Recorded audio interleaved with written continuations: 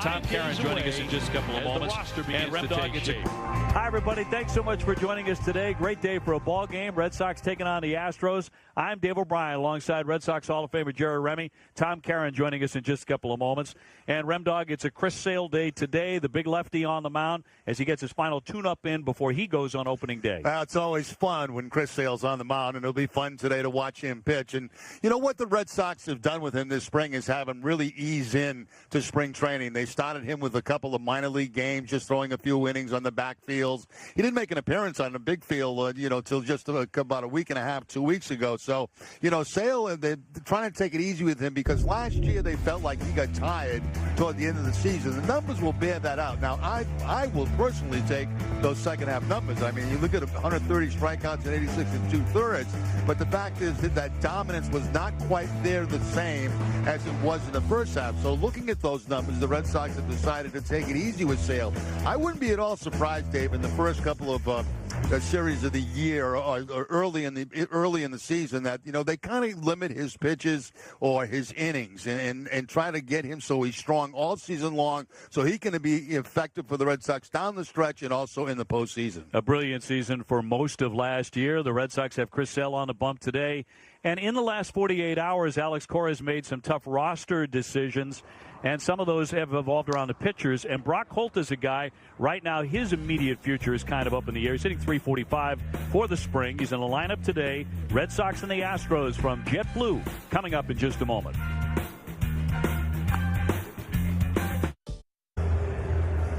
Spring training baseball, and the days are dwindling down to a precious few before the regular season next Thursday. Red Sox will take on the Tampa Bay Rays right here on Nesson. So it's the last time for Chris Sale on a spring training mound before he goes up against the Rays, one of the many teams he dominated last season. He'll be making his fourth and final spring training start today. Great to have the Rem Dog, Jerry Remy, back in for his second spring training game. He's pacing himself. You did 3 hours the other day. Yeah. And it's always the next day, Jerry, how you feel the next day, as they say. Luckily, I had a recovery day yesterday, so I'm set to go. Let's go 3 more. Yep, you're ready to rock and roll. Red Sox taking the field against the Houston Astros. It's a big day for that young man, Christian Vasquez. We'll have more on that in a moment. Here's a look at the Houston lineup. The leadoff man, the DH today, is George Springer. He had 34 home runs last season. He's a big part of the success for Houston. Jake Marisnick is in center field. Alex Bregman will be their regular third baseman. He hits out of the 3 spot with J.D. Davis at first. Tyler White at second base. Derek Fisher in right field. Tony Kemp in left. Max Stassi does the catching. And Jack Mayfield is the shortstop. So Correa did not make the trip. Altuve did not make the trip. And it's Chris Sale. These guys will have to face 17-8 last season, ERA of 2.90. Also going to see Heath Hembree and Brandon Workman out of the bullpen today. Well, the Red Sox defense, they've made 24 errors in 28 games this spring. Brock Holt will be at third base, having a very good spring training. Xander Bogaerts at shortstop, Eduardo Nunez at second base, and Mitch Moreland, the first baseman. Left and right, J.D. Martinez, Jackie Bradley Jr., and Mookie Betts, and Christian Vasquez right behind the plate.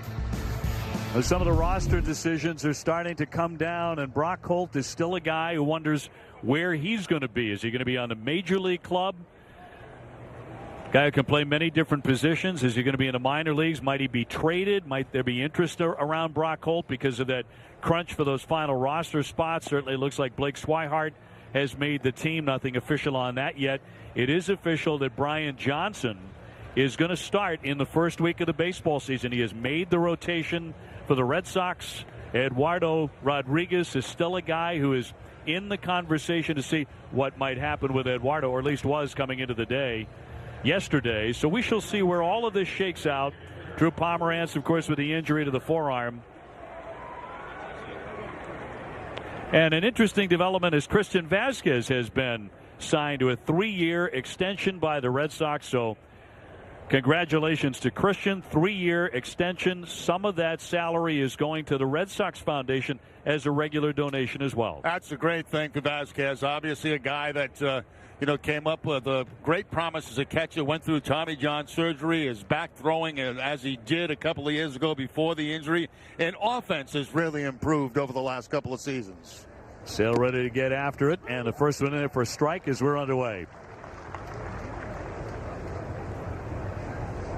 Springer last year, 34 homers, 85 runs batted in.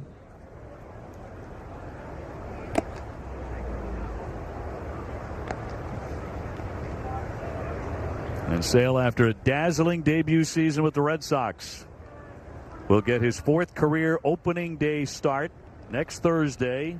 3-0 on opening day.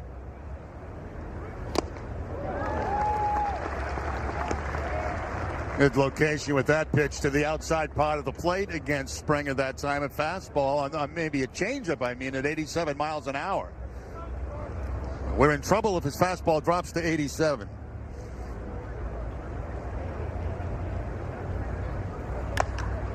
High fly ball into left field, and Martinez shy of the track in the sun for out number 1. Marisnick will be next. So at this point, Red Sox with plans with the pitching rotation. Let's bring in Tom Caron down. TC, you found out earlier today that Eduardo Rodriguez is going to begin the season on the DL. Yeah, that's right. It'll be both Eduardo Rodriguez and Drew Pomeranz, we're told by Alex Cora, will be on the DL when the season begins. And, of course, Stephen Wright found out last night it'll be a 15-game suspension for violation of baseball's domestic abuse policy. I spoke with Stephen Wright. You'll hear what he had to say, and we'll get you caught up on what the rotation will look like when it all begins Thursday at Tropicana Field. OB? Oh, can't wait for the real thing, certainly. Thank you, TC. Yeah, these are tough times right now for a lot of players, obviously, as you get right down to the wire to make this club. Brian Johnson with a terrific effort against the Yankees yesterday. That cinched it for him, didn't it? Did.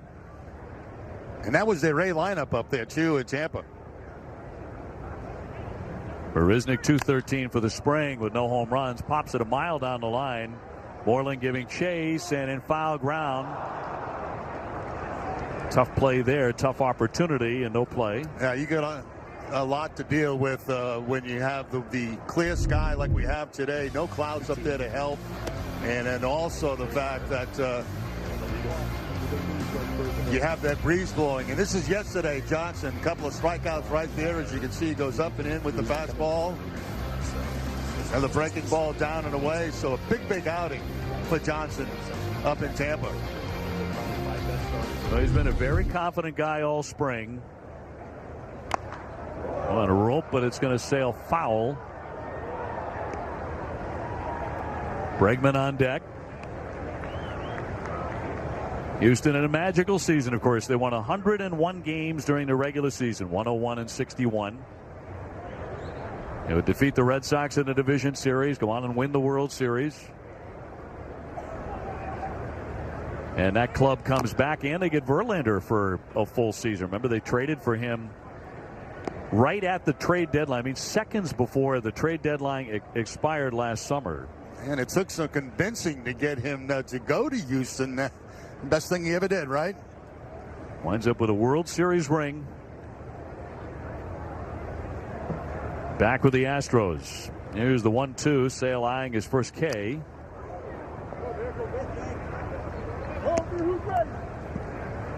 A.J. Hinch, the manager, did a marvelous job with them last year. His bench coach, of course, was Alex Cora.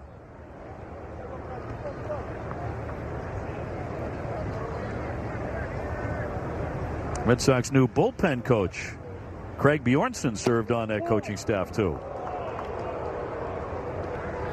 That didn't miss by very much.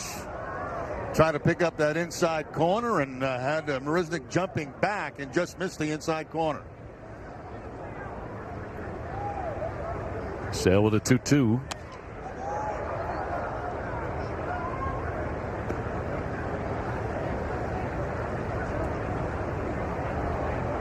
Chris 17-8 last season. Finished second in the American League Cy Young voting while starting the All-Star game, and he set a Red Sox record for a left-hander with 308 strikeouts. Just got a piece of it to hang in there. Yeah, curveball that time from Sale. He's throwing all his pitches right here in the first inning. His fastball, his changeup. That time the breaking ball, and just barely fouling it off with Marisnick.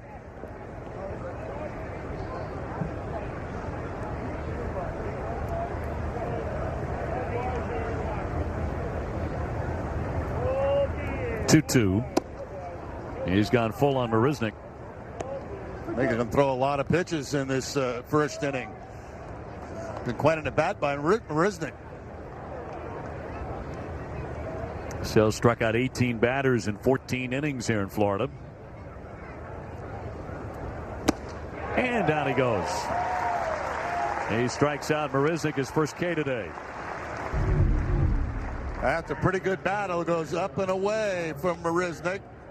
Off-speed pitch, it looked like it might have been a high changeup at about 84 miles an hour that time to pick up the strikeout, but that was a pretty tough at-bat put on.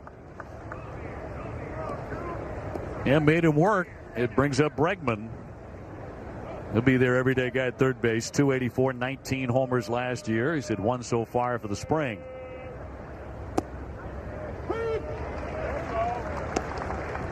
How about the postseason Bregman had for the Houston Astros? I mean, he really was special throughout the whole postseason. Well, a lot of them were. Springer, Correa, Altuve. Altuve just signed a gigantic deal at about $30 million a year. He's worth every penny. And now he's close to you in salary. Yeah. My goodness, what is that like every 2 weeks to get that check? Jerry. You're asking the wrong guy.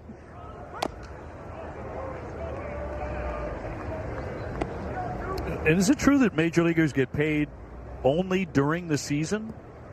No, I think they spread it out now all year long. Yeah, there was a time when it was just during the season, but I think now it's. I think you might have your option really if you want to take it just over the course of the season or all year long. 0-2. Can you imagine if you elect only to get paid during the season and you're earning $30 million a year, the size of that deposit? Well, like Manny Ramirez used to drive around in Cleveland with his paychecks inside the car. Uncashed, right. Yeah, they sent the clubhouse kid out to his car one day because he wasn't cashing the checks. Right. And the accountant for the Indians was like, how come he's not cashed? They sent him out, look in the glove compartment, like 7 checks in there. Yeah, Manny didn't care. Hundreds of thousands of dollars. Nice problem. 3-2 on Bregman. Tried to go back door with the breaking ball that time, did Sale, and did not quite snap it off that time, and didn't get the break that he had hoped to pick up the outside corner.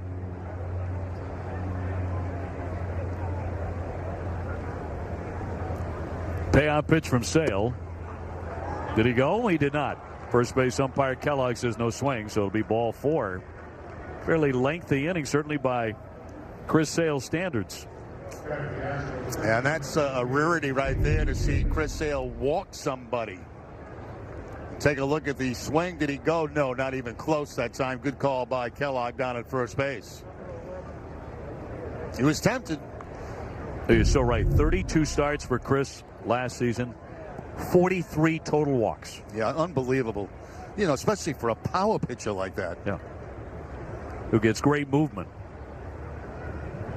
J.D. Davis at first base today for Houston. He's hitting .365 with 5 home runs for the spring. But unlike Chris Davis of the Orioles, he's not bunting in his first at bat today. And he's got Brock Holt back deep at third base.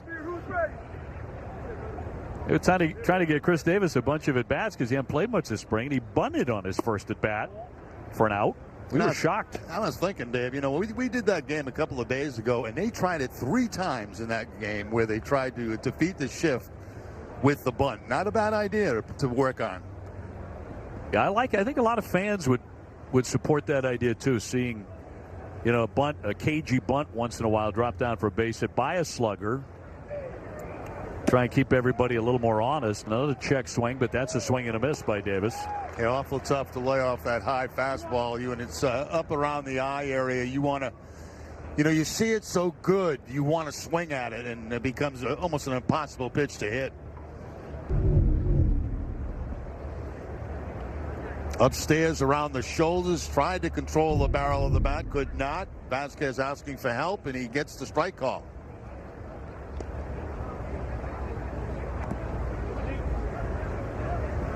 Get that side view of Chris Sale. He's really let himself go, of course. 6'6", 181 pounds. As slender as ever. Nicknamed the Condor is so fitting for him. This pitching style. Rocket, it gets him. It knocks him down. It caroms into foul territory. Sale is up, but he got hit by a rocket up the middle and now trying to walk it off. Where did it get, Chris? Looked like right off the side of the knee. Oh, my.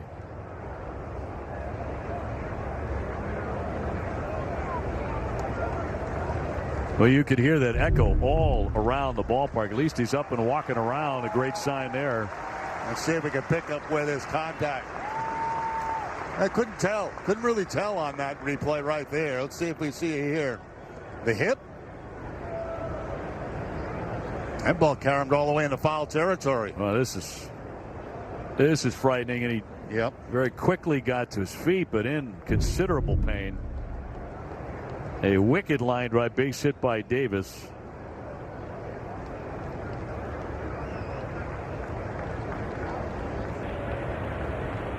Now, yesterday in a spring training game, the final tune-up for Madison Bumgarner, the ace of the Giants, he suffered a fractured hand on a line drive, and he is out the first probably 5 or 6 weeks of the season. So obviously didn't get Sale on the hand or the arm, but a lot of concern here. Take another look and see if there's contact with Sale and where it might be. It looked like on that angle he might have just maybe twisted his knee or something as he goes down. I'm not sure if the ball made solid contact with him. I hate to speculate on this, but from that replay, it certainly looked different. They're not going to take any chances, that's for sure.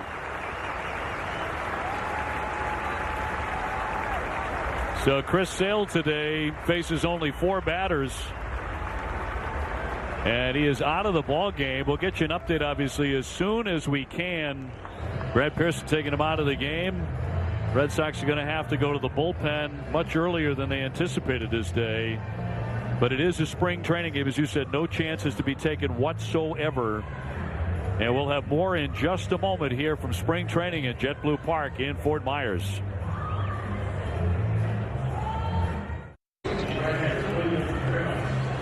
All right, well, tremendous concern there, and we'll get you an update as soon as we can on the status of Chris Sale, who appeared to walk into the dugout just fine. We're not sure if Chris twisted the knee when he got hit by that shot, where it got him exactly, if it got him on the hip, or the hip and the glove. But at this point, we're awaiting an update as soon as we can, but Chris Sale has been taken out of the ball game. Here's another look. William Cuevas now in the ball game, the right-hander. Slow it down as much as we can and see exactly. It's awfully difficult to tell right there. It looks like the frown on his face, it looked like maybe it got him in the hip, and then he was grabbing his knee as he went down to the ground. So very difficult to tell exactly where that got him, how it got him.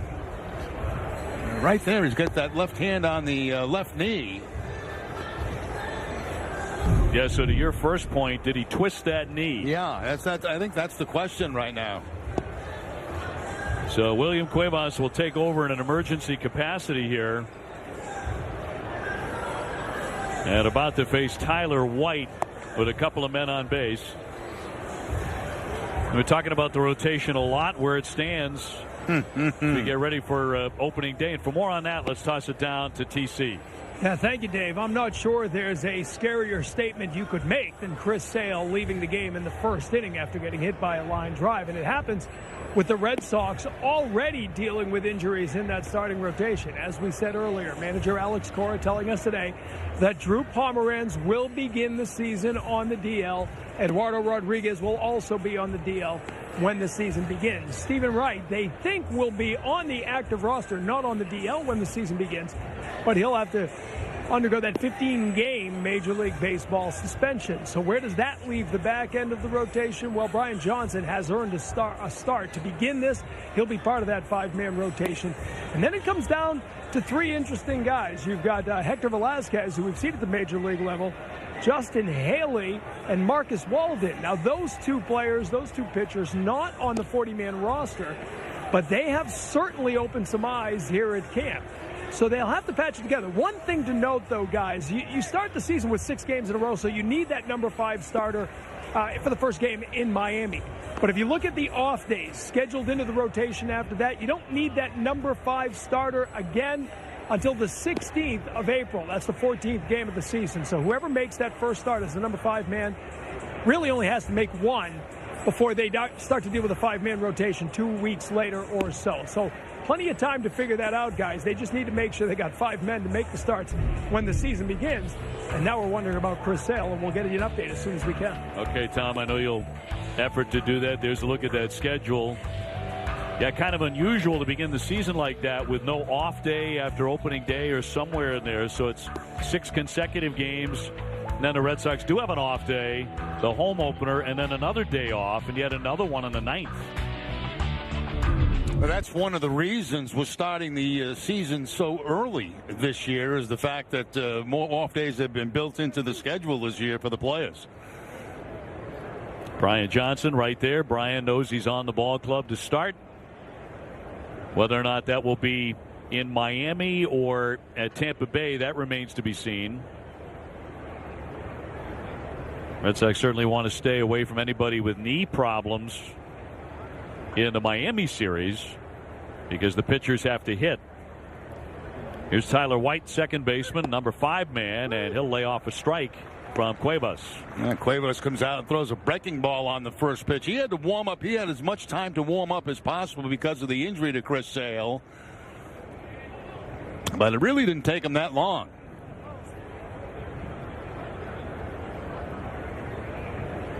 White hitting .225, couple of home runs this spring. He's driven in 8 runs, and he'll look at a strike. Nice job framing that pitch, pulling it back toward the corner by Vasquez. That pitch appeared to be outside with the fastball, but just a slight movement of the glove brought it back to the corner.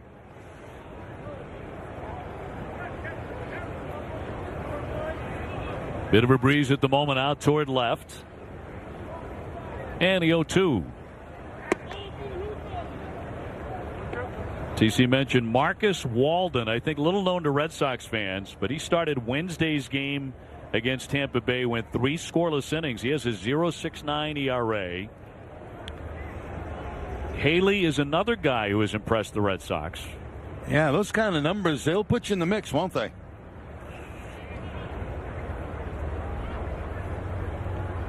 They lead at first and second. Cut on and miss. That was fairly nasty to strike him out and get out of the jam. An inning of much concern. Spring is. Well, bottom half of the first inning, Red Sox and the Houston Astros. Here's a look at the Sox lineup. Mookie Betts, Eduardo Nunez, and Hanley Ramirez, followed by J.D. Martinez. Then Xander Bogaerts, Mitch Moreland, Jackie Bradley, Christian Vasquez, and Brock Holt. Here's the right-hander, Francis Martez. He is 6'1", about 225. He throws pretty hard. He's in the mid-90s, decent breaking ball. Look at his numbers from last year. ERA at 5.80, mainly out of the bullpen. Boy, it makes you sick to your stomach.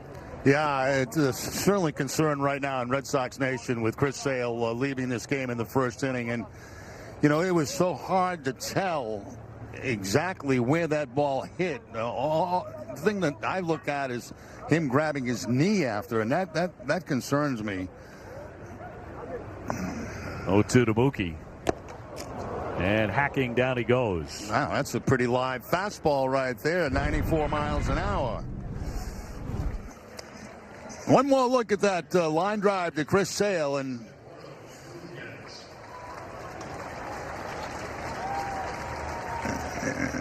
TC was telling us it sounded like it hit something down there. He couldn't tell exactly where, but it sounded like it made contact with Sale. Now the question was it a glove? Was it his side? And why was he grabbing his knee? That's yes. The question, you know. That's the mystery there, because it did not hit his knee. No. Higher up than that, obviously. Here's Nunez, 222 for the spring. But every Red Sox fan is feeling the exact same way in the pit of the stomach. Now let's look at the Astros defense. Alex Bregman at third base, Jack Mayfield at shortstop, Tyler White at second, and J.D. Davis at first. Kemp, Marisnik, and Fisher in the outfield, and Stassi doing the catching.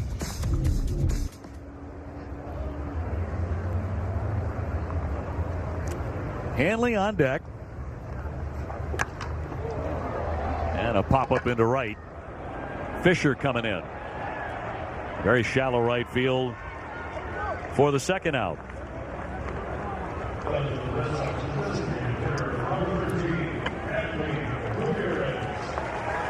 Hanley will step in at 279 here in the Grapefruit League. He's hit one home run. And very much like Mookie Betts, he got off to a chilly start, but he's swinging it pretty good lately. 370 in his last 9 games. Will be the number 3 man in the lineup at the top of the season in front of J.D. Martinez, who's on deck. J.D., a former Houston Astro.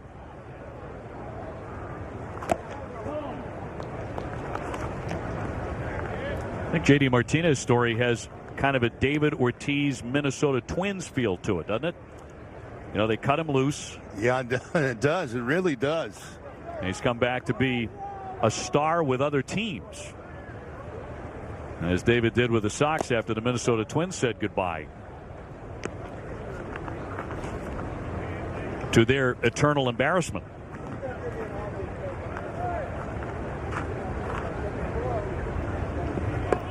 Packed house here at JetBlue on a gorgeous day. 78 degrees when we got started.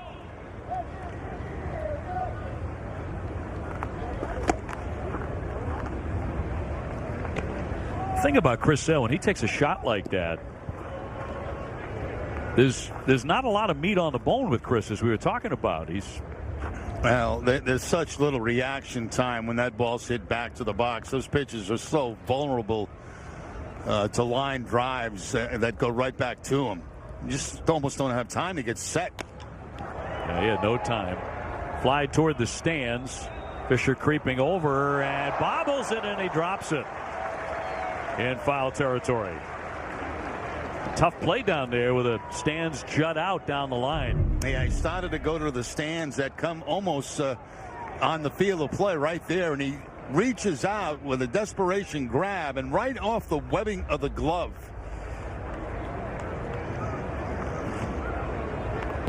Put another 3 inches on that glove, and he's got it in the basket.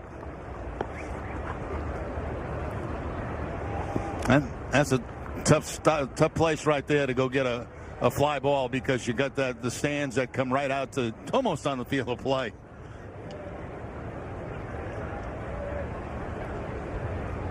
Martez with a 3-1. And he walked him. And Ramirez aboard in front of Martinez.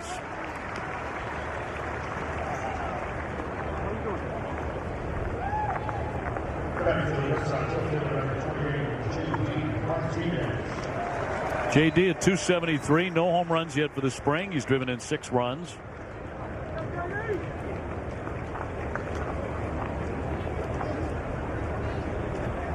On his 7th major league season. He's 30 years old. So right in his prime. Again, another team here, the Astros, that are putting the shift on in the infield. 3 men on the left side. of the infield. So if he pulls the ball on the ground, they expect him to hit in that direction. If he lifts the ball, you can see they're shading him in the outfield to the opposite field. Swing and a miss. Yeah, fooled on a breaking ball that time. Slider. JD spent most of 2013 hurt with Houston. They let him go after that. Detroit quickly signed him. He hit 23 home runs that year, 38 the next year. Looped into left center field. That'll drop down for a base hit. Hanley taking a turn. He's back to the bag at second. So the Red Sox have something brewing. 2 on and 2 out here in the first. Well, the benefit of making contact, down 2 strikes, no balls, 2 strikes, make contact, something good might happen, and this time it does happen. Drops it right in front of the center fielder, Marisnick, for the base hit, keep the inning alive, and give Bogaerts a chance here to give the Red Sox a run.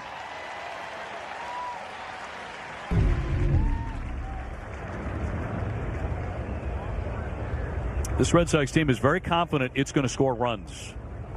That this year will be far different than a year ago. Martinez has so much to do with that, of course, but so does the projection for guys like Xander Bogaerts and for Rafael Devers, who's not in the lineup today. Busted bat to center. Marisnick charging. Has to pull up. Here comes Hanley. The throw will be cut off on the infield, and the run is in. So the bat busting around the handle, but Xander will pick up the RBIs. Had a good spring with the bat. He came in hitting .324. Now you think about this inning, 2 quick outs and then a walk to Ramirez to start things off. Now remember the drop foul ball, which also helped. That would have been the 3rd out of the inning. And now Bogaerts not wasting around. Wasting time, I should say, jumping on the first pitch that he sees, and he drops it right in front. Marisnick with the throw back in. If that ball was cut off, they'd have had J.D. Martinez at second base because he was about halfway between second and third. Ramirez starting it by taking ball 4. That brings up Moreland. You hear that said all the time. Make sure you hit the cutoff man, and that's one case right there where if he hits the cutoff man, they're out of the inning right now because they had JD hung up between second and third base, but the throw went over the shortstop's head, and he was able to get back to second with no problem. Mitch hitting .242 with a pair of home runs so far in the Grapefruit League. And one of the more talked about at bats of the spring several games ago, he dropped down a bunt, which rolled down the line for a double.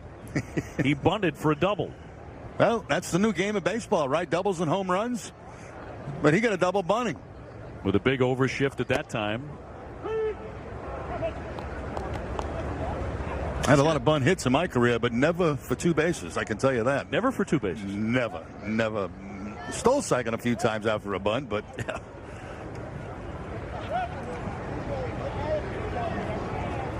I don't know how many times you'll see that from Mitch Moreland, but he was talking about with Tim Hires afterwards. You'll see more of this. He rakes it. That's going to go all the way to the fence. In to score Martinez. Xander rounding third. He's going to score. Moreland's taken out for third. He's going to get there.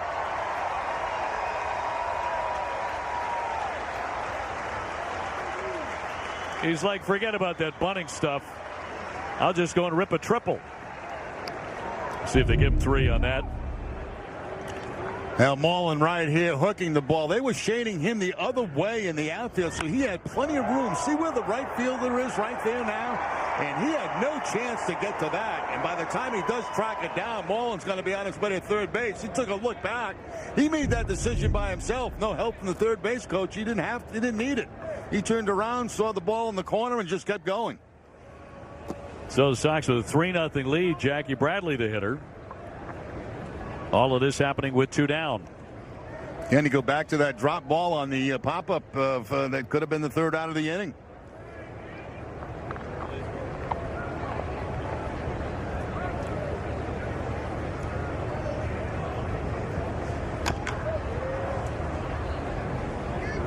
Jackie so far 184 this spring.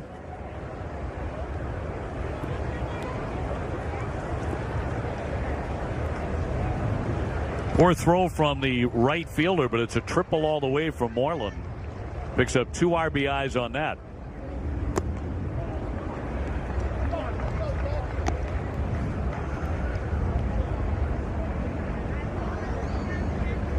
So Mitch has driven in 7 runs.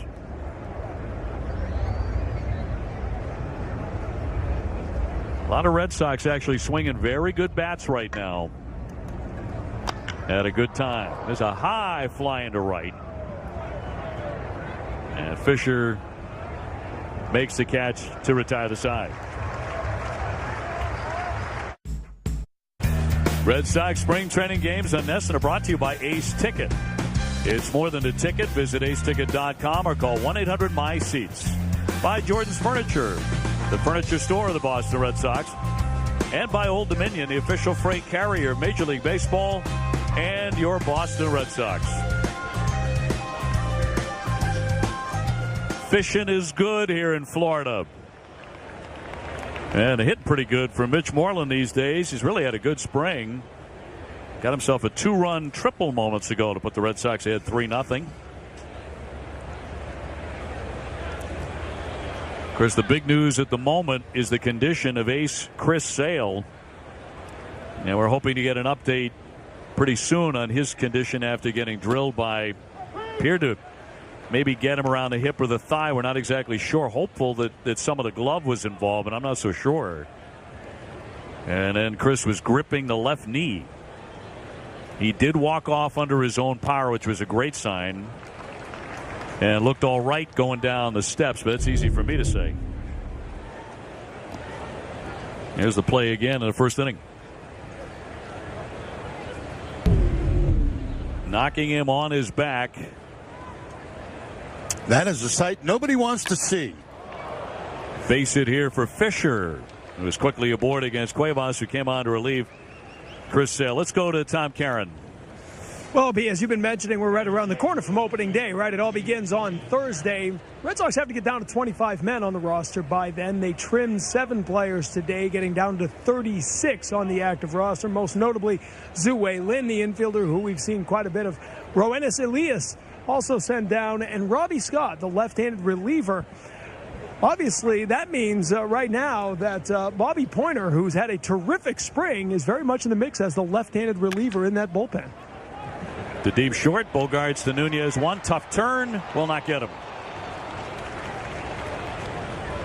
Well, TC, I think you're right. I mean, Bobby Pointer was not looked at as a guy who was in necessarily competition for the bullpen mix coming into this camp, but he's pitched so well.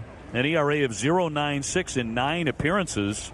And if Alex Cora is going to take a left-hander, that might be the guy. And he's earned his way at this point. Yeah, it certainly has. One of those surprises. You know, you always get a few surprises down in spring training, names that you haven't heard before, and they do things that catch the attention of the coaching staff, the front office. Max Stassi, the catcher, 143, couple of home runs this spring. You know, as he came out of the bullpen the other day, you and I were in Sarasota. Robbie Scott came on, bases loaded situation, and you said it, that this was sort of right into the fire for him, and it's exactly what Alex Cora wanted, to see how he would work his way out of that jam, and he wound up giving up some hits and some runs. It didn't go his way. Yeah, facing a lefty, and they wanted that lefty-lefty matchup, and it didn't work out for Robbie Scott, obviously, in that ball game. And, you know, those are the kind of things they're looking at as you're getting to these last couple of days with just a few spots available.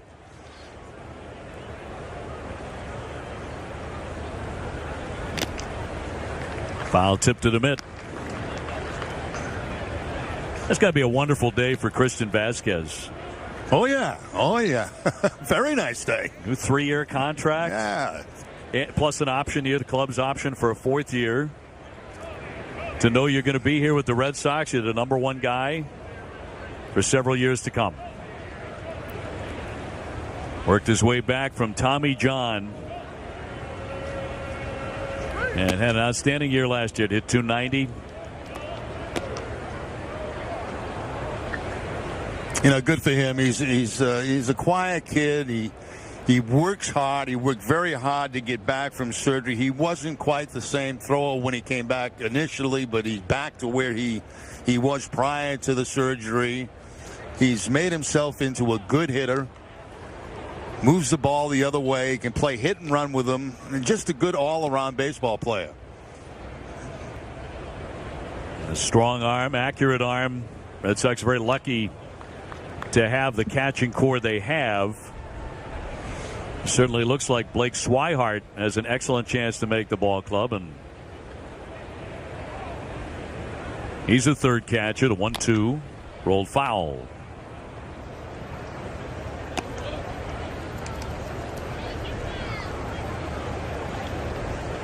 I wonder who gives him the call. His agent early in the morning say, "Hey, everything's wrapped up. Congratulations. You're all set for 3 more years." Pretty good. Nice phone call to make. Yeah. Whoever made it. Yeah, I think his agent. Possibly Dave Dombrowski, you know. And Dave addressing the media earlier. The 1-2 to Stassi. Runner goes. He pitched down into the dirt. So Kemp safely into second base. That ball down in the dirt, and Vasquez trying to scoop that, and that's a very difficult play. Even if he makes it clean on the scoop, he's going to have a tough time throwing that runner out at second base. See the ball being down in the dirt right here. Tries to backhand it because he knows the run is going. He's trying to be as quick as possible, but just bounces out right in front of him.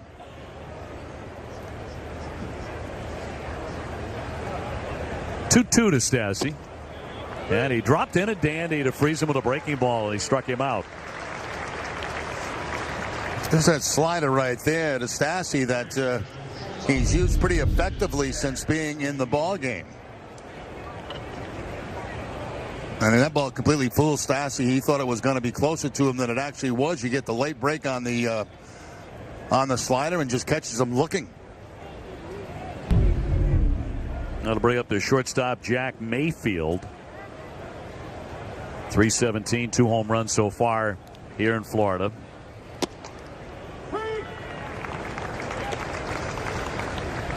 Astros are going to open up on the road, but in the state of Texas. They'll be taking on the Rangers. And they come home against the Baltimore Orioles. Orioles have an absolutely ridiculous April schedule. One of the toughest in all of baseball. That'll get by, and down to third safely is Kemp. So man at third with 2 down for the defending champions. Fastball just sailing away, and again trying to backhand it was Vasquez behind the plate, but over to third base goes the base runner, Kemp. So any kind of wild pitch past ball, you got to run with the man at third base right here.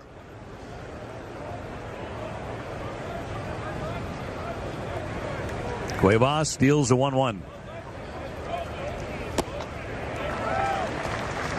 Good breaking ball again. Off balance swing by Mayfield. Somewhere in that first week of home games, first week of April, the Astros will receive their World Series rings. 1-2, he went right back to it, and he got him. Back-to-back strikeouts.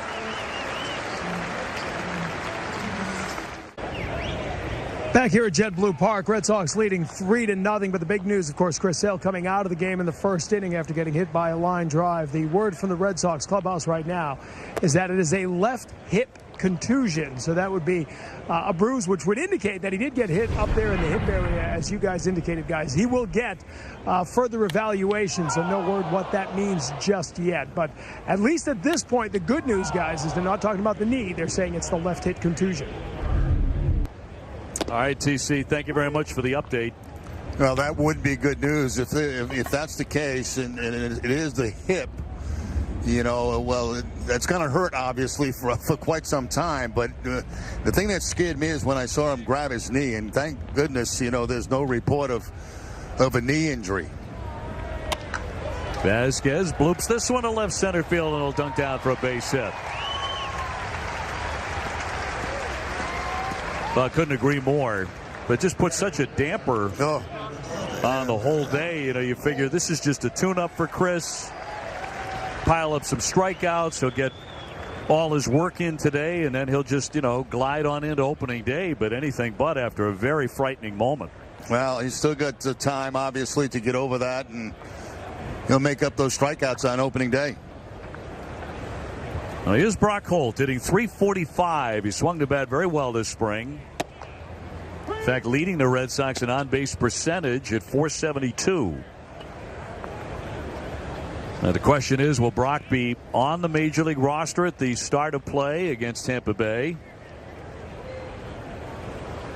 Talk about that numbers crunch. Such a versatile guy who can do many things.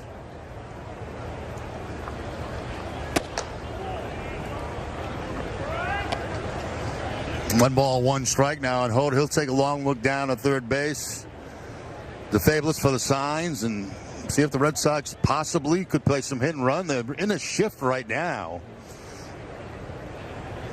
on the right side of the infield. Just missed. Quamer's not an easy guy to play hit and run on. A lot of times when you think about the hit and run play, you're talking about sinker ball pitches, guys you're certain you can make contact on. Some of these hard throwers like that, it's pretty difficult to put that play on. There's no guarantee of contact.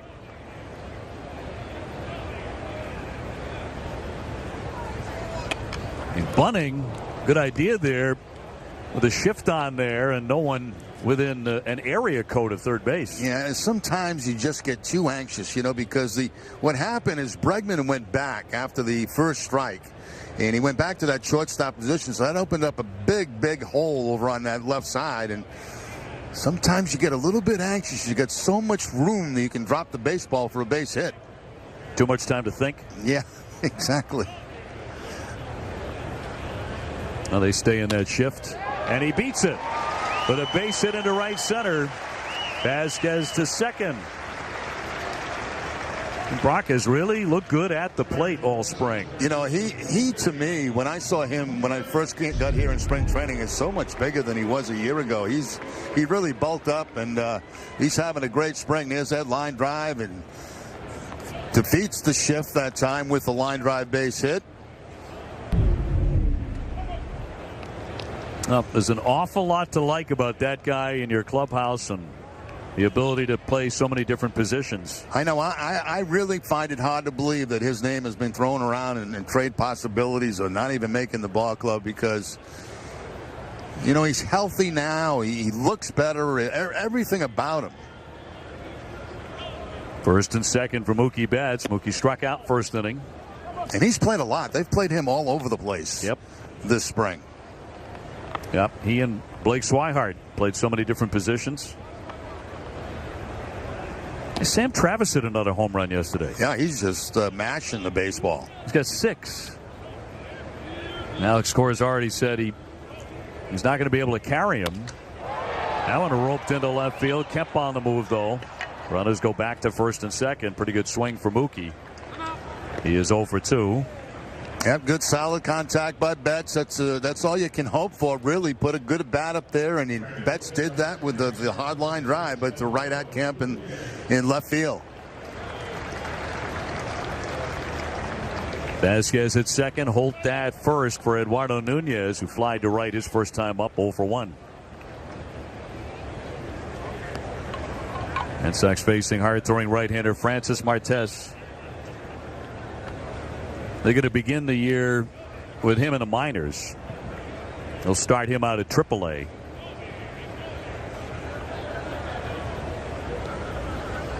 One man gone. Up the middle solidly for a base hit. Vasquez advancing 90 feet, and the bases are loaded. Now Sox getting some pretty good swings off this guy. Yeah, that ball was hit so hard that Marisnik in center field got it very, very quickly. And the other thing is the runner at second base, and Vasquez had to hold up a second to make sure this was not caught. Here's the line drive. He wants to make sure it's not going to be caught by the second baseman. He doesn't want to get doubled up, and so they have to hold him at third base. So the base is loaded by Hanley Ramirez.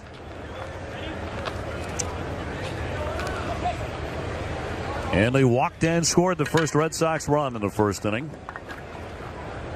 242 last year. 23 home runs. He later admitted both of his shoulders were aching most of the season.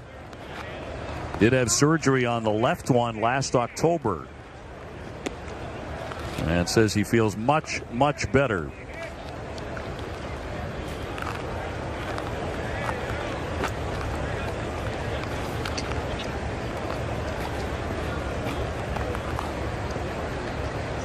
J.D. Martinez on deck. They are loaded up with one down. A strike. Seeing a lot of players wearing that new style helmet with the plate coming over to the cheek area, as you can see right there. More and more players throughout baseball wearing that type of helmet. As some of them, as in the case of Hanley, not because they were hit by a pitch, not because they were hit on the helmet. Although I know that was the case with Mike Trout. He went to one after he'd been hit in spring training. Didn't get hit in the face. He got hit on the helmet. Hanley had a 4-run swing right there. Just unfortunately fouled it back with the contact. But he had a hanging breaking ball that time, a hanging slider that he had a really good swing at. That could have been 4 quick ones.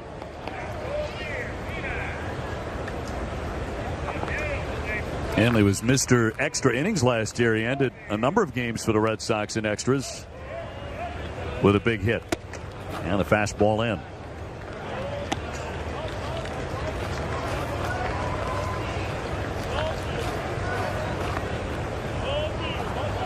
Hanley had a very good postseason series against Houston last October. He went 8 for 14. 571 against Houston. The Astros took that series.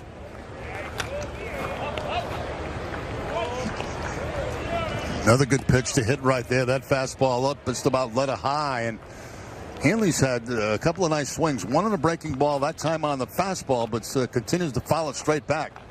That's kid with him today. I said, I want to see 2 home runs to the opposite field from you today. And he says, no, straight away center field. Straight away center field. At least he's thinking in that direction. Yeah.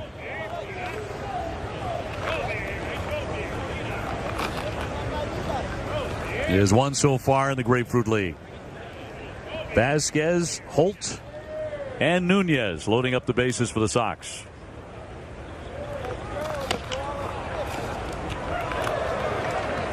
Carlos Fabulous, the new third base coach. Bit of a bobble there, so still needs a little more spring training.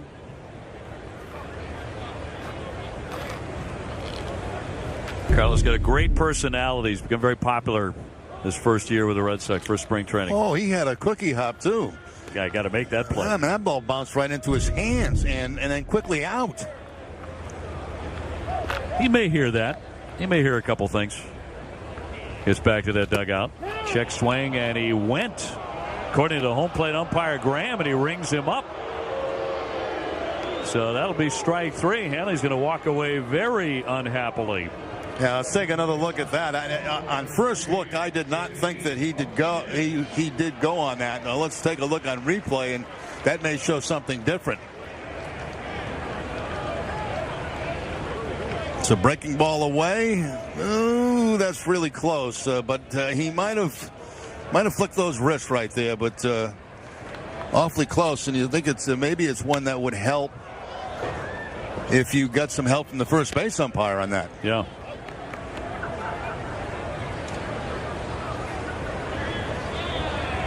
So 2 down, bases loaded for J.D. Martinez. Red Sox did not hit a grand slam all last season. Kind of hard to believe, but Martinez himself hit 3. Well, with Detroit and Arizona.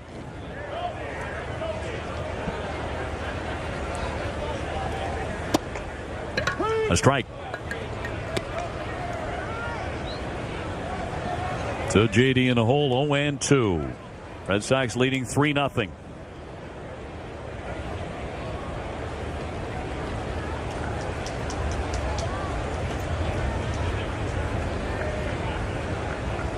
They lead all the way around. And he pops a foul. If you're just joining us, the big news today, big point of concern, Chris Sale was struck by a line drive in the first inning by J.D. Davis, the fourth batter he faced. Got him on the hip. He has suffered a hip contusion. He appeared to be grabbing at his knee when he came up. The Red Sox aren't saying anything about the knee at this point, which has to be considered promising. Although they also, on the tail end of that announcement, said further evaluation will be done. Not sure if that's on the hip or the knee at this point, but he did walk off under his own power. Looked pretty good going down the stairs. But it was a rocket to get him, and it was a real hush around the ballpark. Dave Dombrowski and everybody else at that moment. Good job there by J.D. Martinez to foul that pitch off. That's a pitcher's pitch on the outside part of the plate, and with the bases loaded, gets a piece of it to foul it off. Dombrowski was normally sitting in those seats just about every Red Sox game. 1-2 to J.D. Martinez, hanging in there. Yeah, he's cut that swing down a little bit with the 2 strikes, like he did back in the first inning when he picked up a base hit. Just trying to make contact. A lot of room up the middle to the right side of second base.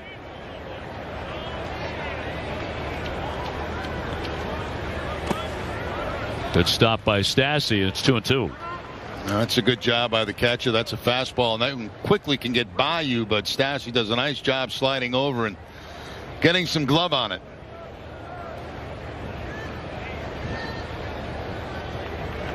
JD will get his hits. Not all about hitting the ball over the wall for him.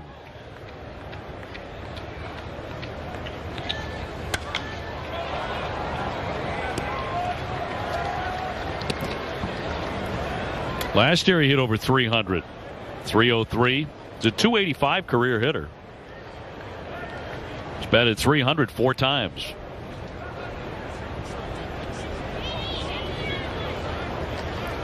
Vasquez, Holt, Nunez from third to first. And a 2-2 again. All filled up. That's a tough pitch to lay off right there on a 3-2 count.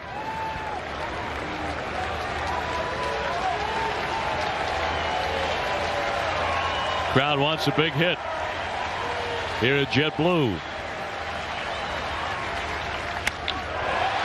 Into right center, Marisnick will track it down into the alley to retire the side. Sox leave him loaded.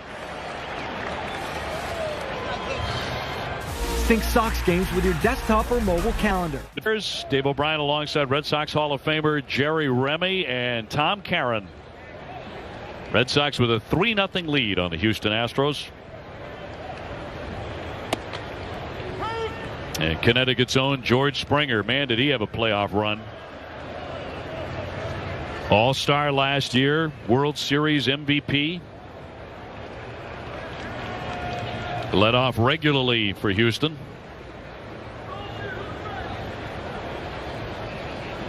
Obviously, he wasn't the only man who was outstanding in October, but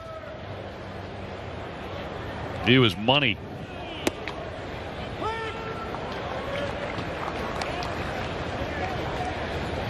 Springer ranked second in Houston history with 18 leadoff home runs.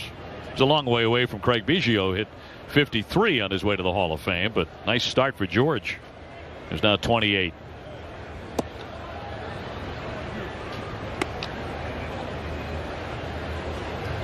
It's one of the reasons when you look at George Springer in the leadoff spot, the guy that can do big time damage. I think that's why when Alex Cora took the Red Sox over, he wanted to immediately say, we want Mookie Betts in the leadoff spot. We want that same type of leadoff hitter who can quickly put a run on the board. Tags that one to center field, but it hangs up for Jackie Bradley sauntering over.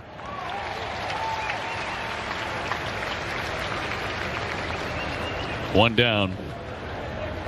I think you're so right about the influence of the Houston experience for Alex Cora. I mean, he's got his own mind about a lot of things. He's got a terrific baseball mind, but so much of what he learned in Houston, he is going to transfer to the Red Sox. Yeah, for example, we just talked about Betts going back to the leadoff spot. The other thing is the way he's going to use Kimbrel, I should say, as a closer.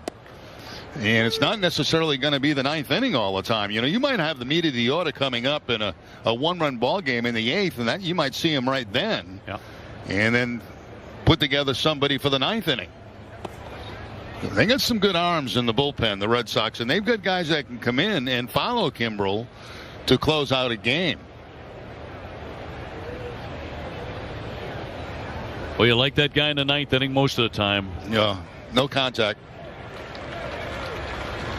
We were saying the other day, Craig Kimbrel came this close to 50% strikeouts last season. I mean, at the major league level, when you're talking about the best guys in the world at this, to strike out half of them over the course of his season, it's mind-boggling how good he was.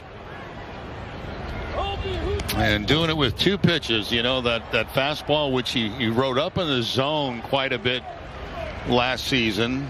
Got a lot of undercut swings, and then, of course, that big, sweeping, hard-breaking ball. Which is illegal. Marisnick 0 for 1 with a strikeout.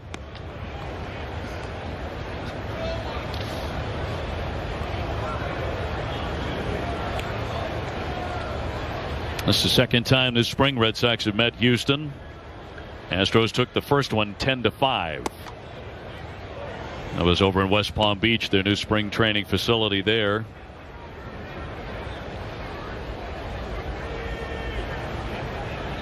You don't make much of spring training results, but both of these teams have had good springs. Sox are 18-9-1, Houston 18-8-4. A lot of ties for them. Here comes Xander Bogaerts with a barehand attempt, but safe at first is Marisnick with the infield single. Yeah, that's a frustrating play for an infielder because it's not hit hard enough to make a routine play. You've got to charge the ball, and the only chance you've got is with the bare hand. And then it becomes a 50-50 play. Is it going to land in my fingers or not? And this time it does not for Bogaerts. And I think even if he makes that play, he's not going to have a play at first base. It would have been too late. So third hit for the Astros, and have all been singles. Alex Bregman now took a walk in the first inning. That was right before J.D. Davis hit the line drive off of Chris Sale to knock Chris out.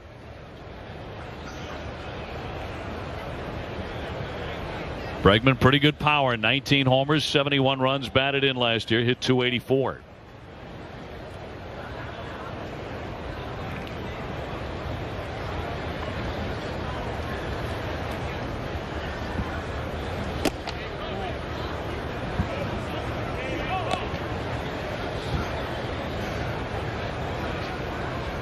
Red Sox will be over at nearby Hammond Stadium to take on the Minnesota Twins tomorrow. That'll be David Price. Craig Kimbrel also scheduled to work in that game. Matt Barnes as well. And then on Monday, the Cubs visit for the first of two games. Monday's pack day too, because we got that night game at 6 o'clock on Monday, and then you got the follow-up day game at 1 o'clock. So it's pack time for the road Monday morning. Sure. You were packed 7 days ago. I tried, but my wife wouldn't let me do it. Although I have hidden some stuff in the suitcase. In for a strike, 3-1 on Bregman.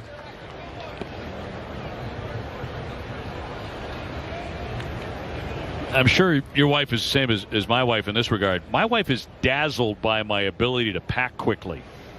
Mine is not dazzled by my ability to pack at all. 3-1 with a runner going. Threw for a base hit into left. Marisnick into third. Going to be a play there. Here's the tag, and he's safe. Oh, now he came off the bag, and he's out.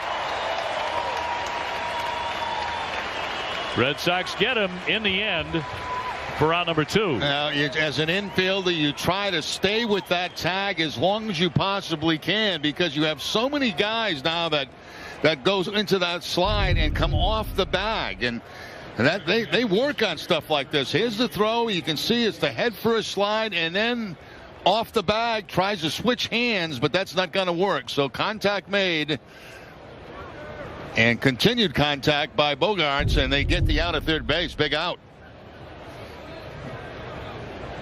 So Xander's sticking with it. Runner at first, 2 down now for Davis.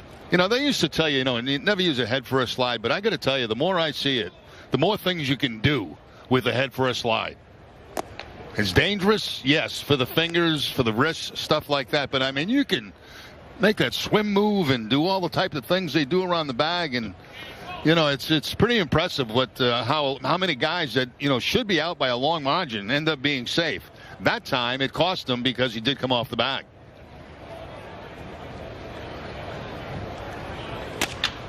Davis back up the middle again, and on the ground this time, and Bogaerts will get that certain out at second base. Don't miss Wally's opening day tomorrow after the Red Sox game. Wally the Green Monster brings to life this animated special full of humor the whole family can enjoy. Gear up for opening day. Special presentation of Wally's opening day tomorrow after Red Sox spring training coverage on Nesson. Check out Wally, with his Wally Bahama on. Looking pretty good. And Xander Bogaerts to lead off here. An RBI single in the first inning. Sox ahead 3-0. Good spring for Xander, hitting .342 with a pair of home runs.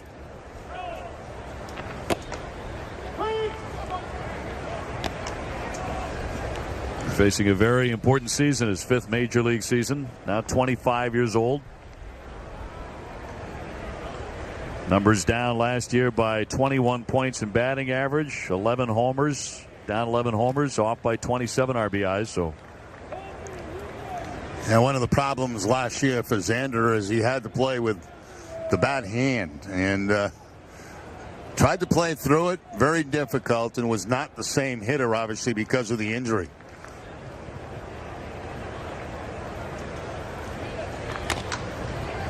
High chop to third, and Bregman on target. 1 man away. Yeah, right after he got struck on that hand, he went 4 for 26 or something. He was not the same guy. No. Never did get back to that stroke again. Because his numbers were pretty good. Yeah. Leading up to that point. Very good. He had a very good first half of the season until he did get hit by that pitch. Mitch Moreland ripped a 2-run triple his first time up.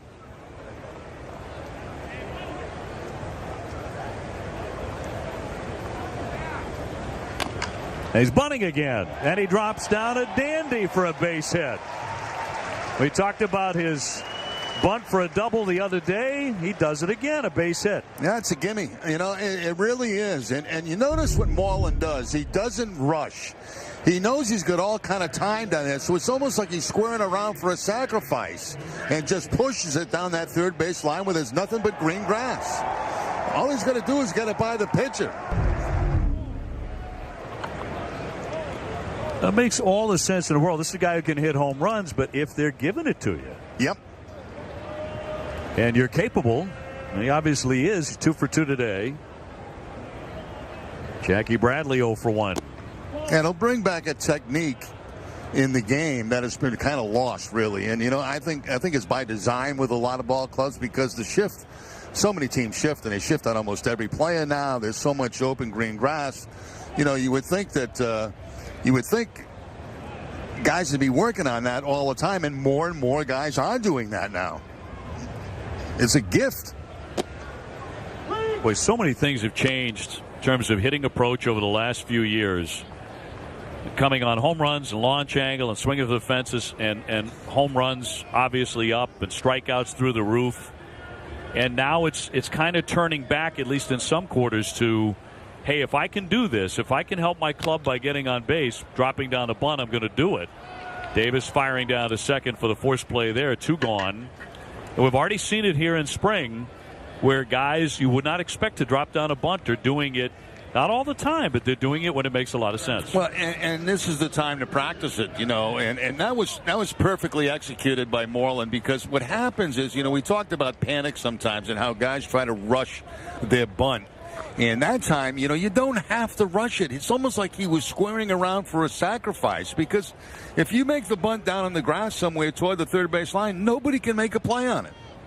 So there's no need to rush. Vasquez with a single his first at bat. 1 for 1 today, and today Red Sox announced they have extended his contract for 3 years with a club option for a 4th year after that. So through 2021 for sure.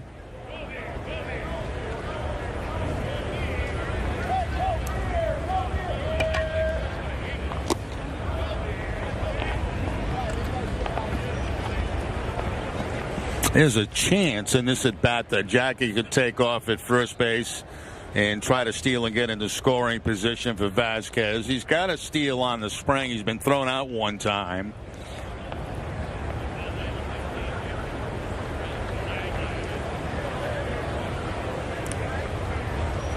Martez checks him, 2 down. 2-1.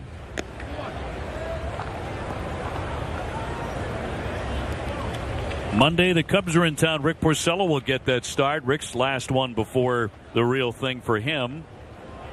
It's a really nice piece on Rick Porcello out fishing. Stan Grossfield of the Boston Globe did it several days ago. Some terrific photographs as well. And that's going to be a strike.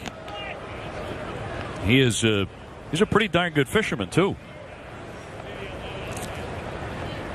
Well, I've had an experience fishing, and I thought it was going to be an easy thing to pick up. I caught a fish within probably 5 minutes, and that was it for the weekend. I mean, nothing more. And you were done. I was done. Did you release it as well? Yes. I went with Bob Stanley, former teammate of mine, and now a coach in the Toronto organization, and he knew how to fish. I had no idea. I just threw the thing in there, and within 5 minutes I had a fish. So this is pretty easy. Well, that was it. Well, you retired on top. 3-2. There goes Bradley, and that's strike 3. Caught him looking, side retired.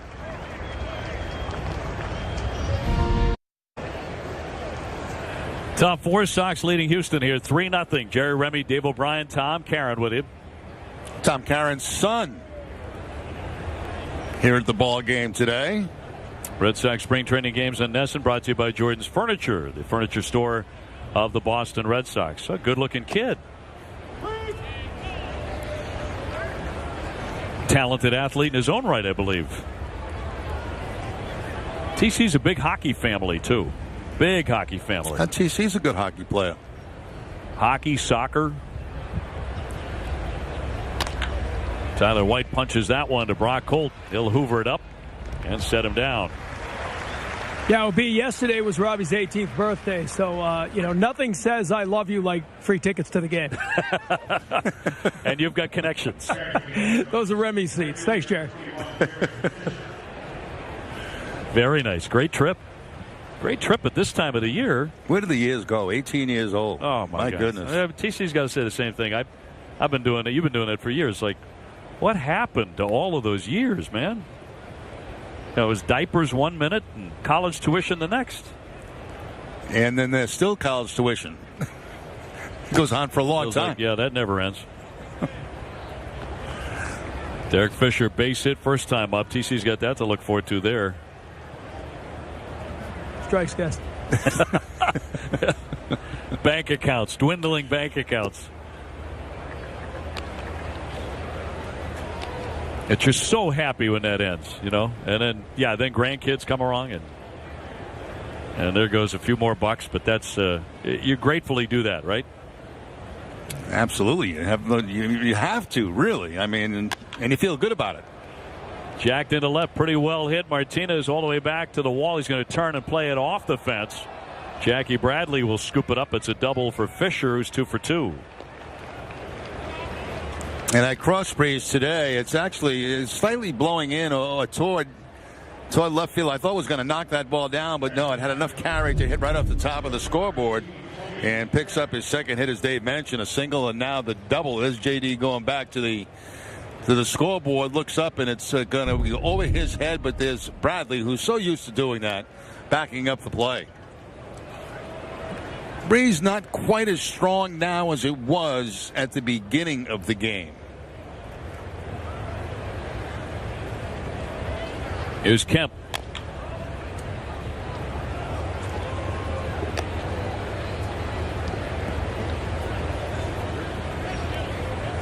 The fans again packing the ballpark on a 78-degree afternoon. Just a handful of games remaining, though, here in spring training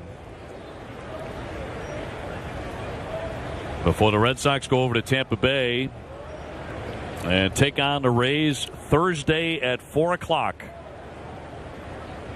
for the season opener. I'll be at the ballpark about 8 o'clock that day. Opening day. 4 o'clock start. People think you're kidding. You're going to be there at 8:15. I will be there early. On time to me is late. 1-1 high throw down to second base by Vasquez and will not get him. He's in some pain, twisting up behind the bag. Fisher got back. He was safe, but he's in pain. Looks like he jammed an ankle going back into the bag. Yes. Boy, you hate to see these things as you get close to the season. Here's the pickoff throw. It's going to be to the second base side. By the time Bogarts gets that tag around, he's already hit the bag with his foot, and then it rolled over, as you could see.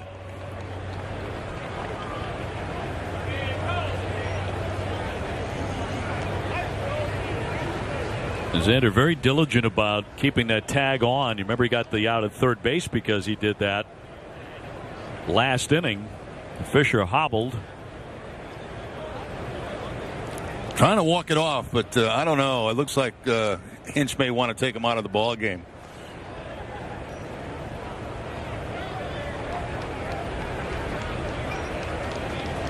Now he's going to prove to his manager, no, I don't have to come out. And trying to tough it out. Well, it's been a rough day today. Chris Sale had to come out in the first inning after he was hit on the hip by a line drive.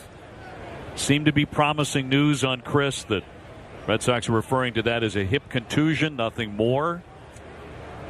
At least right now. And now for Houston, Derek Fisher got twisted up at the bag and obviously an ankle. Yeah, I think Hinch is going to get him out of this game right now as Fisher starts to head back to the dugout.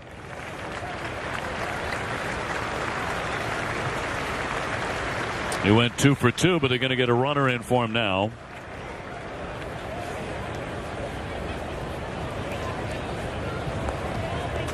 Astros played the Twins over at Hammond yesterday, and they stayed overnight.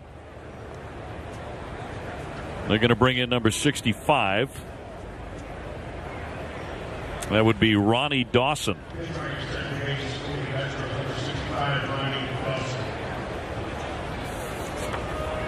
So Fisher's day is done.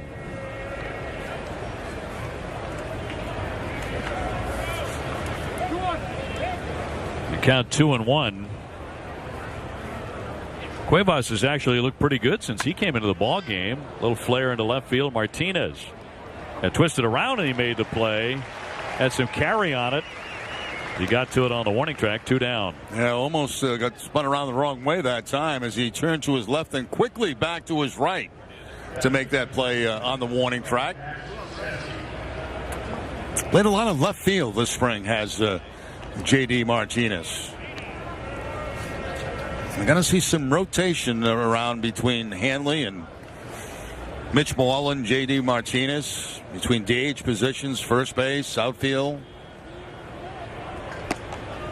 up high on Stassi. It falls under that category of a good problem to have, trying to get all of those guys at bats. And Alex Cora plans to, when he does rest Jackie Bradley, he plans to move Mookie over to center field. And on the road, play Martinez in right field. At Fenway, play him in left field when they do that. Snatched up by Xander Bogaerts to retire the side. On an all-new episode of the award-winning... Red Sox fan spring training is here and on MLB.tv. Watch select spring training games live on your favorite supported devices. Blackout and other restrictions apply for regular season games. Visit MLB.tv for details. Red Sox ahead here 3-0. A lot of wheels turning, and is often the case here in the waning days of spring training. The Red Sox have announced that they have traded infielder Devin Marrero to the Arizona Diamondbacks in exchange for a player to be named later or cash considerations. So best of luck to Devin, who can really pick it. 27 years old. He spent his entire pro career with the Red Sox and now off to Arizona. He's out of options, so that means that he'll be with the big club in Arizona. Caught in a logjam here, and this guy Brock Holt, who's had a great spring. Looks like that has been decided now. Yes. Brock, an immensely popular guy inside the Red Sox clubhouse, and a couple of years ago he was an all-star. He's 1 for 1 today with a base hit. He wraps that one to the shift and a fast out. Mookie Betts will be next. I'm talking with a couple of the Arizona broadcasters who are working a game today. Robert Ford, their lead announcer, and we're talking about superstars in the game today. You know, the Bryce Harpers and Mike Trouts and guys like Chris Sale and Judge and Stanton. And he said, you know, the rest of the league, everybody believes Mookie Betts is in that conversation as not just an outstanding player, a star, but he said around the league, everyone thinks that Mookie is a superstar. Well, there's good reason to think that. I mean, you know, you talk about a guy that can do, you know, the 5 tools we always talk about. He's got them. And he does them all very well. None other than David Ortiz said near the end of spring training that Mookie could be the Sox next leader, in his opinion. Something that Mookie's also talked about his willingness to be. Mookie said, I'm going to approach things a bit differently this year and try and be that guy, you know, to pump other guys up who might be dipping a little bit. And he thinks the force of his personality, and I agree with this, could be a real factor in there. He's now 25 years old. The timing would appear to be right. Oh, he had a nice swing at that, didn't he? Fastball just above the belt and just fouling it straight back. This was very close to being a home run. And when you see a ball hit straight back like that, it generally means the hit is on it pretty good. He held up. Well, you know, getting back to that subject you're talking about, Dave, you know, a guy that now has a few years' experience at the big leagues and the kind of player that Betts is, I mean, he knows he's a good player, you know, and so do all his teammates. So, you know, the more time you get in, the more you feel comfortable as being a go-to guy in the clubhouse. And I think Mookie may be getting into that stage of his career. The first couple of years you're around, you're trying to survive. You're trying to. We used to have those clips of him always talking to the bench coach, Torey Lovello, you know, trying to get as much information about the game as possible, learning all the time while putting up great numbers. Center fielder is Kemp now. He's moved over from left field. Dawson now in left and makes that catch for the second out. You know, and timing is a big part of that. Like, when is it appropriate to start being that guy or trying to be that go-to guy? For example, when the press comes in after the game, you know, which locker do they go to? Yeah, you have to have a person, you know, in Boston who's comfortable, obviously, speaking to the media and who's honest with the media, you know, because that's, you know, the best way to handle things, in my opinion, was always to say, look, I messed up. Okay, how can you, I mean, you can't say any more except I messed up. I did. You don't have to go into this big, long dissertation on why it happened. It's just plain and simple. And people know it's a tough game to play. Exactly. So really, it's the toughest game to play. So everybody messes up once in a while. But yeah, that willingness to stand up and say so. That one flared down the line. Nunez tucked it in there up against the side fence. He'll be content with a single. Coming with 2 down. Eduardo is 2 for 3 today. I'll tell you what, a quick story. I was named a captain of the Angels at a very young age. And it was too young for me. I mean, it just didn't feel right. I was in my second year in the big leagues.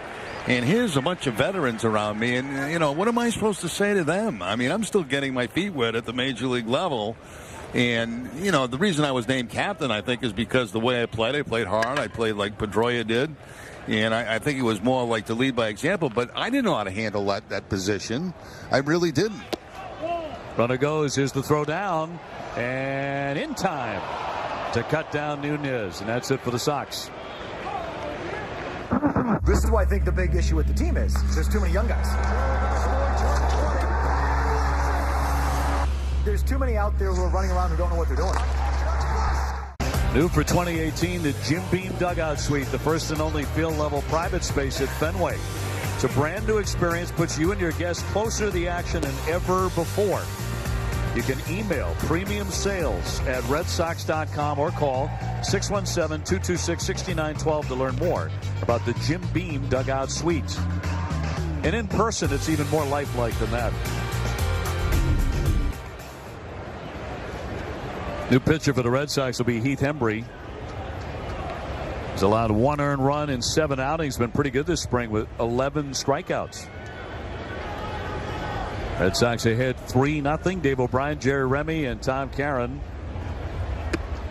And talking about leadership, and you're 24 years old when the Angels name you a captain. Yeah, it was as I said, I was too young. I'm still trying to make my way at the major league level, and you don't know what to do. You start holding these team meetings and. High deep drive down the left field line, deep to the corner.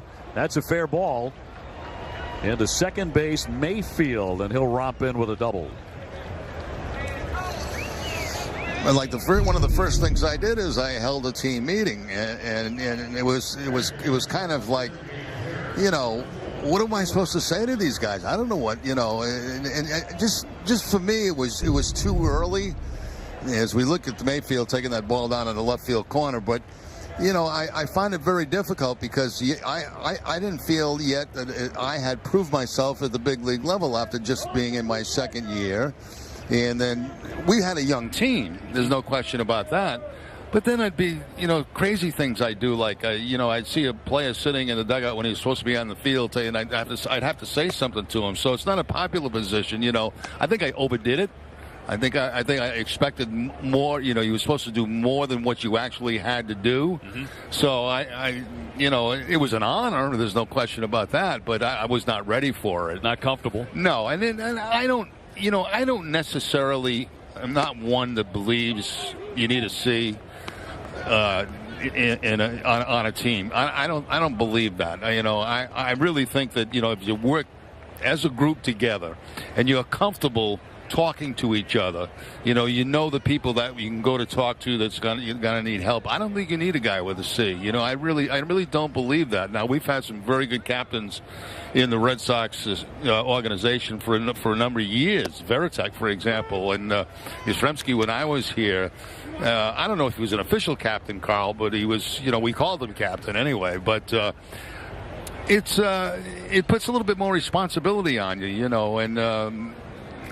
In my case, it was just too early in my career, and it was uncomfortable, and I put too much pressure on myself, to try to do things.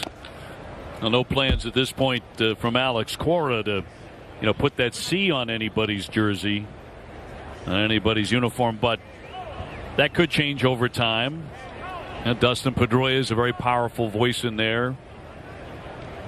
Hey, Chris Sale's a guy. When Chris Sale has something to say, believe me, people listen. It's different for a pitcher, though.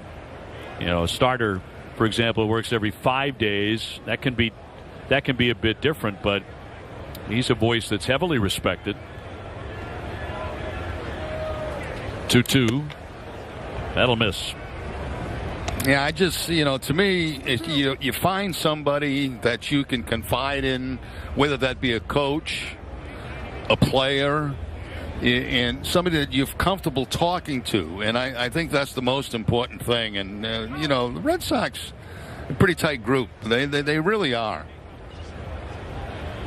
3-2 to Springer, and he'll lay off ball 4. So they have something brewing. First and second, and nobody out. Now, Mookie was one of those guys last year who would, call for team dinners and get guys together on nights off, get everyone in the same group, and that's so important over the course of the season. It sure is. It's such a long season. I mean, we go through it, but it's not as nearly as difficult for us as it is for the players. They've got to perform, every single night and every at bat, every pitch. It's draining. So the closer you can become as a group, and the more you can trust each other, the better off and quicker it's going to go, and with more success.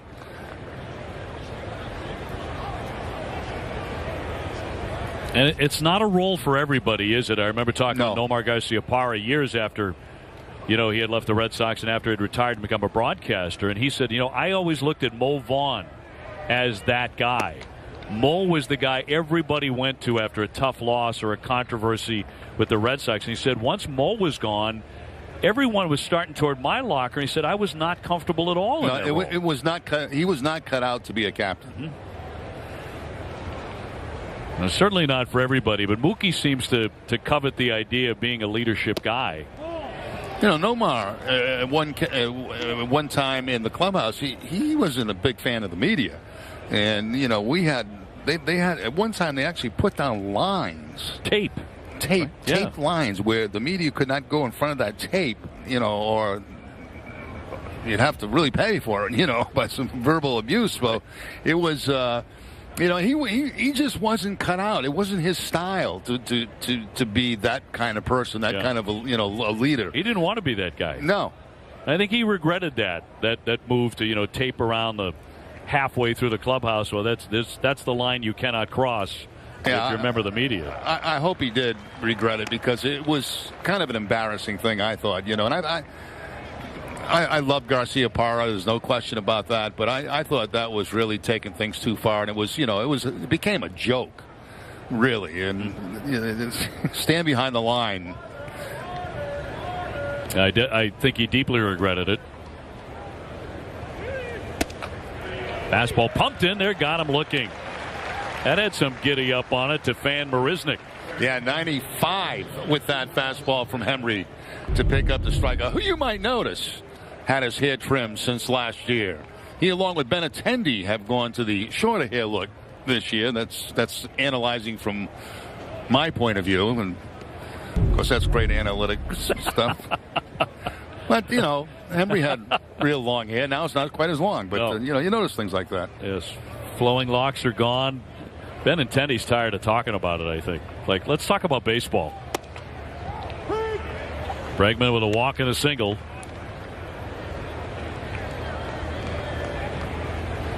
First and second, Red Sox with a 3-0 lead against the Houston Astros. It's back on that captain thing. We were talking about. You talk about Pedroia, and fly to dead away center. Jackie has a read on it. Runner at second will break for third base and get in there sliding is Mayfield, but there are 2 down. If anybody, with the amount of time on this ball club that could be a captain would be Dustin, but I don't think Dustin wants any part of that. You don't? I really don't. I think that he just, goes out and plays hard. He plays by, you look at him and he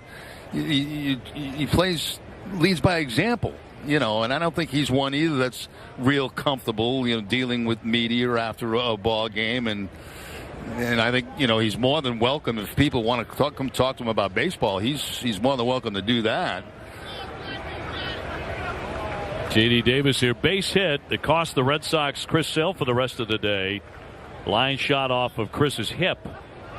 which knocked him out of the ball game in the first inning. He's gone 1 for 2.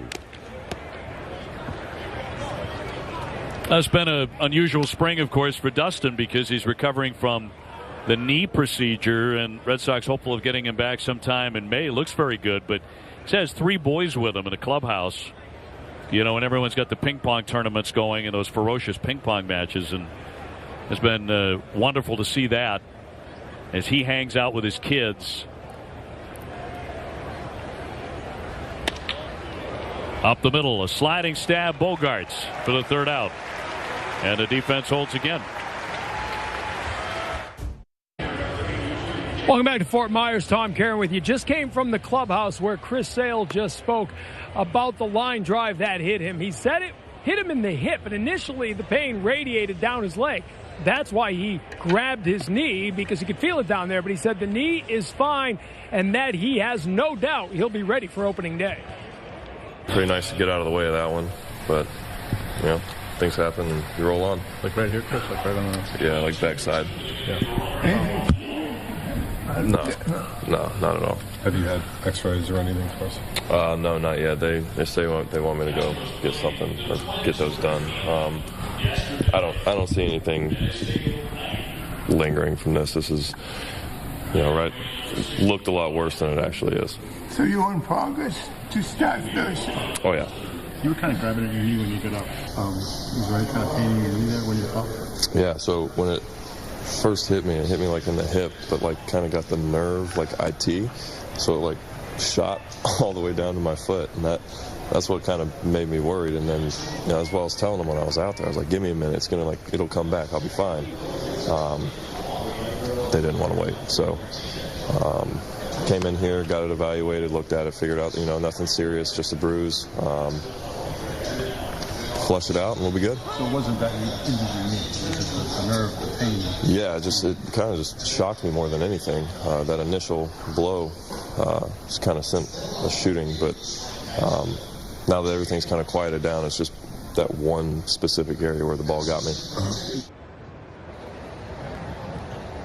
So I specifically asked Chris Sale about the knee, and he said, again, it was the best case scenario. If it was going to hit him somewhere, that was the best place in the hip where he could absorb it.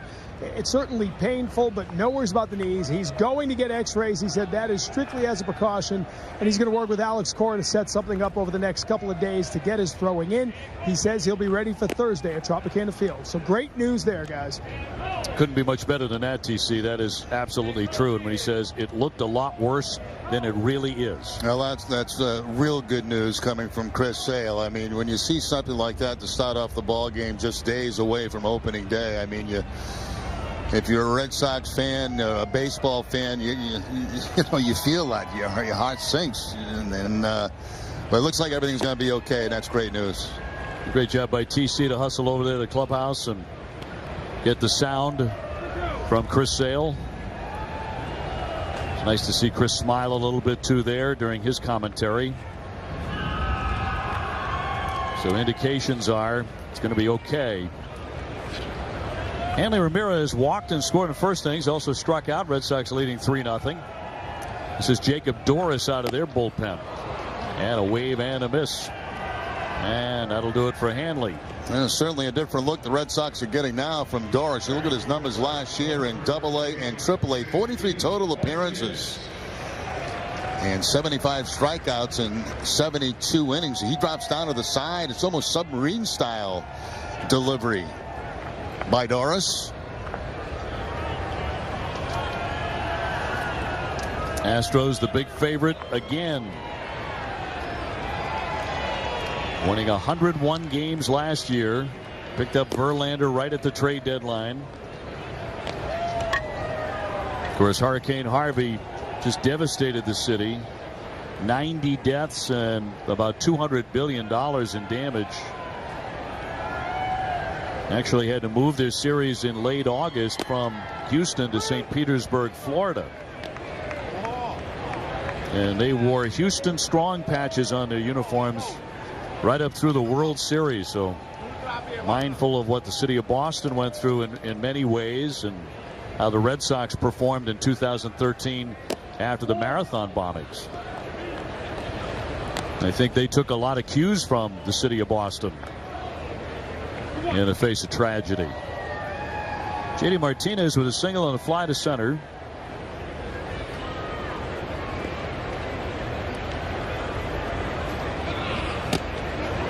Martinez tried to hold up but could not. 2-2. That's what that submarine style delivery will do to you. Get you. You don't see much of that. And righty against righty, it's like a frisbee when he throws a breaking ball, the way it runs away from you.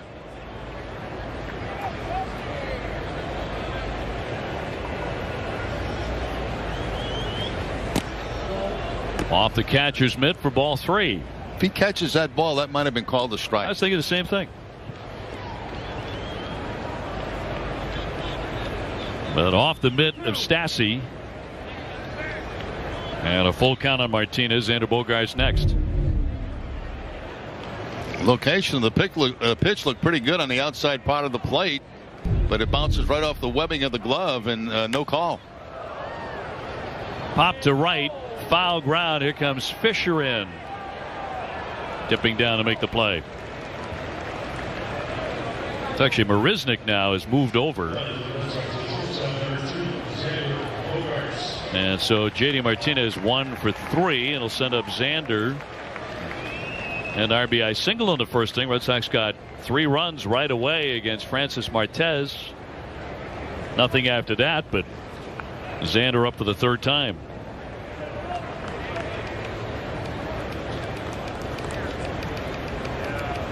David Price on the hill against the Twins tomorrow. Rick Porcello on Monday.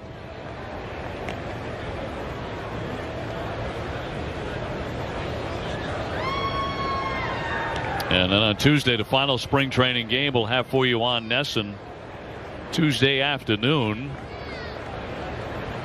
And the Sox right after that game will be headed over to St. Petersburg. Yeah, jump on a bus and head up to St. Pete.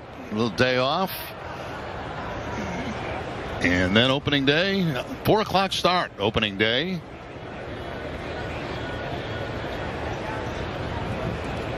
Get to that point where you're just itching for the real thing, aren't you? Like right now.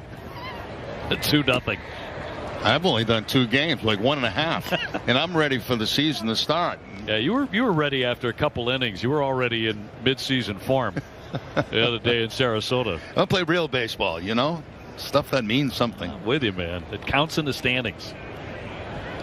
I know the players feel the exact same way. In fact, they're way ahead of us.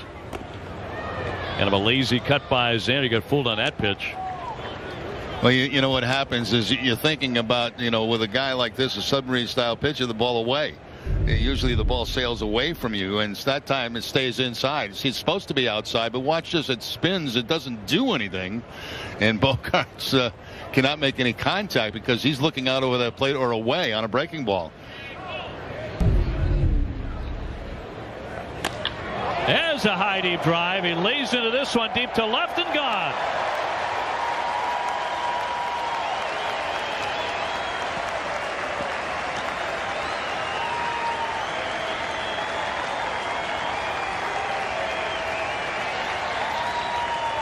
Safe to say Xander Bogaerts made an adjustment from one swing to the next, and the Red Sox lead at 4-0.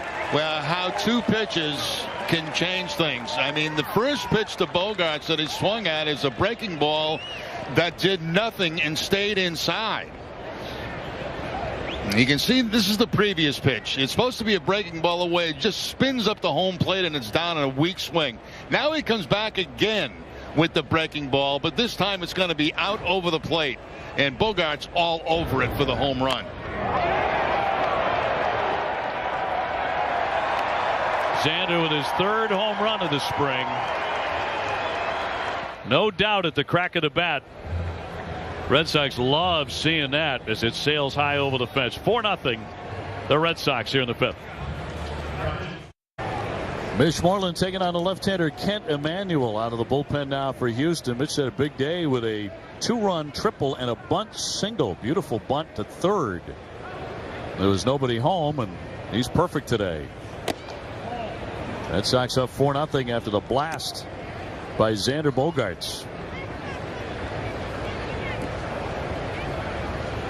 Emmanuel with kind of a Chris Sale kind of build. He's not as tall as Chris. He's 6'4", about 224.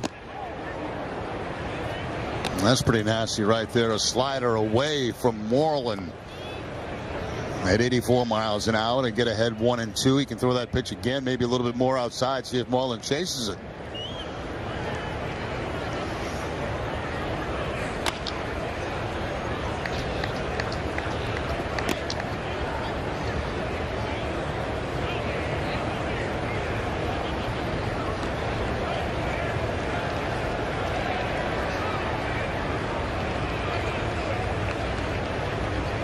Sox with their first home run today off the bat is Xander Bogaerts. 3 for him in the spring. And high up over the monster. Down he goes, swinging a miss, but the Red Sox with another run on the board. Tom Caron with you here at JetBlue Park. We're back in Fort Myers, and just a little bit ago, the Red Sox announced that they had traded away infielder Devin Marrero to the Arizona Diamondbacks for a player to be named later. Now, Marrero was out of options, so the Red Sox wouldn't have been able to send him to AAA, and there's a bit of a logjam for who would survive on the roster as the utility infielder and the reserve player. Now he's got a chance to go play for Torey Lovullo in the Diamondback and become an everyday player, perhaps, after spending his entire professional career with the Red Sox organization. Excited, it's not the next chapter of my life. I'm going to miss all the guys in here, and this is where I grew up. This is where I've learned the game, and it was a blessing to be a Red Sox, that's for sure. And that's something I'll never forget, and I'll always be a Red Sox, that's for sure. And I'm going to start the next chapter of my life there in Arizona, and place where it's going to be familiar knowing Mike Hazen and Torey and all the guys there. So it's going to be fun, and I'm excited. Obviously, Marrero said he already spoke with Diamondbacks general manager Mike Hazen, the former Red Sox GM, and that he would be getting out there as early as tonight if possible. He wants to get a couple of games in with them before the season begins for the Diamondbacks on Thursday. So starting to see, Dave, how this lineup and how this roster is going to be structured here as we get 35 men on the roster, 10 more to go before Thursday. TC, thank you very much, and our best wishes to Devin Marrero. He's a great kid. Obviously a superb defender as you look at Brandon Workman now to the ball game and getting an opportunity. That's what it's all going to be about for him. Absolutely. And for him to be successful at the major league level, the offense has to improve somewhat for him. I mean, defensively, there's no question he can do the job at a number of positions. But he's still, a work in progress offensively. And if going out to the National League and being with Arizona can help him offensively, best of luck to him. And a known commodity there, as mentioned, Torey Lovullo, the manager, and mentioned Mike Hazen. That one's going to drop foul to the dugout. A strange feeling that is, though, when you get traded. It really is. It's like, well, this team doesn't want me, but there's somebody else that does want me, and it's a weird feeling, and especially at this time of the spring. Opening day is just around the corner, and all of a sudden you go out, you get new teammates, a whole new league. Where do you live? Where are you going to do this? And a lot goes along with it. 2-1. But it is an opportunity. It's an opportunity to become maybe an everyday player. Is it a little better right now? At least you've got a few days. Not much, but he wants to get out there tonight. Yeah. And a little more time, at least to get to know some people, get to know your teammates. Yeah, it doesn't take long. You walk in that clubhouse and, you meet guys right away. And be ball 4. So White is on to lead off the 6th inning. As you mentioned, there will be a comfort level there with Lovullo and Hazen, who of course know him. Sure. Season ticket plans provide fans with the best seats, price, and benefits that the Sox have to offer. Plans start at 10 games and are available.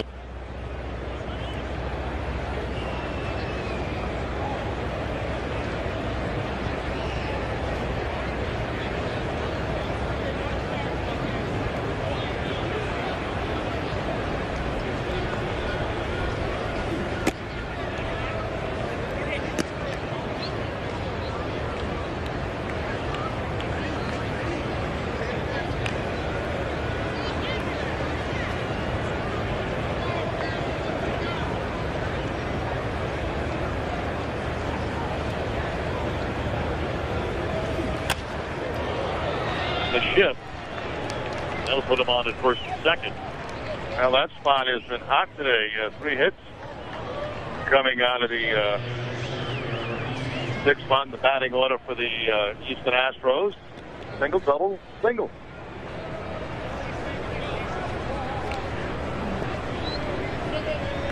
Just the left fielder, Tony Kemp, started the day in left. He's now in center.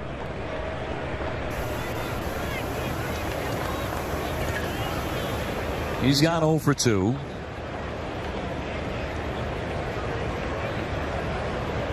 Workman's got a job in that bullpen. That one flared to center field. Jackie Bradley to converge. That's the first out.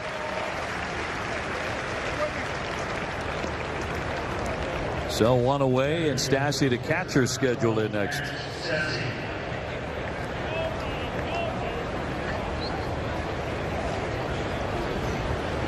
Red Sox are still taking a look at a couple of guys, couple of pitchers. We mentioned Marcus Walden earlier, who's had such a good spring, a 0.69 ERA. The other guy, right-hander Justin Haley, is getting a nice long look. Has a little bit of major league experience with Minnesota. Hard throwing right-hander. He's a big kid too, 6'5", about 235. And a guy who does not look afraid. He's 26 years old.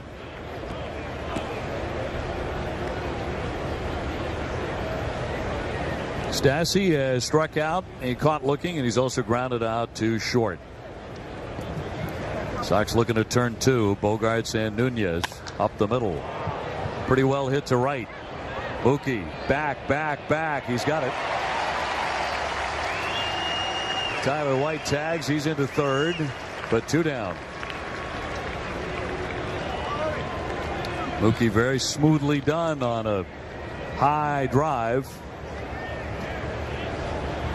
Hey, let's go to TC. OB, yeah, you were just talking about Haley and Walden. It was interesting before the game talking to Alex Cora. He was using Brandon Workman as kind of the example of what can happen. Talking about 2013, how Workman winds up pitching in the World Series for the Red Sox, winning a ring. The only pitcher in the clubhouse right now who has a World Series championship ring. One of only 3 pitchers who has pitched in a World Series. And he said, remember, that spring training, he wasn't on the 40-man. He was over on the minor league side. So you pitch well and good things can happen.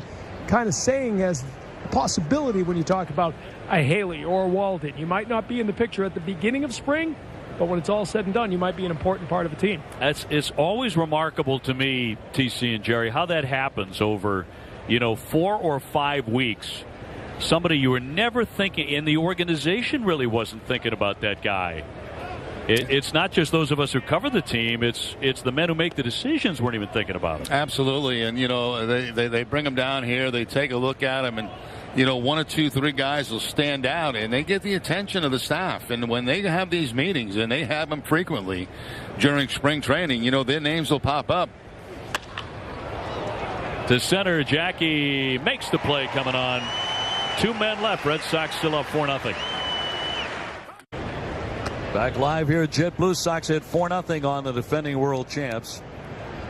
Jackie Bradley batting for the 3rd time on the day. He's flied out. He's hit the ball on the ground into a fielder's choice.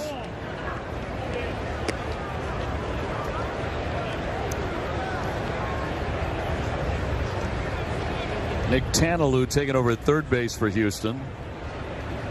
Jonathan Arauz is their new shortstop. Burke at second. White has moved over to first base. Chas McCormick is the new center fielder.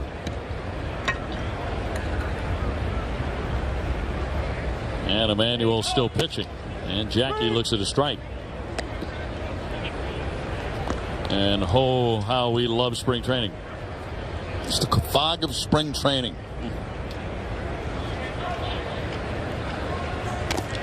Big swing on a 3-1, just got a piece of it.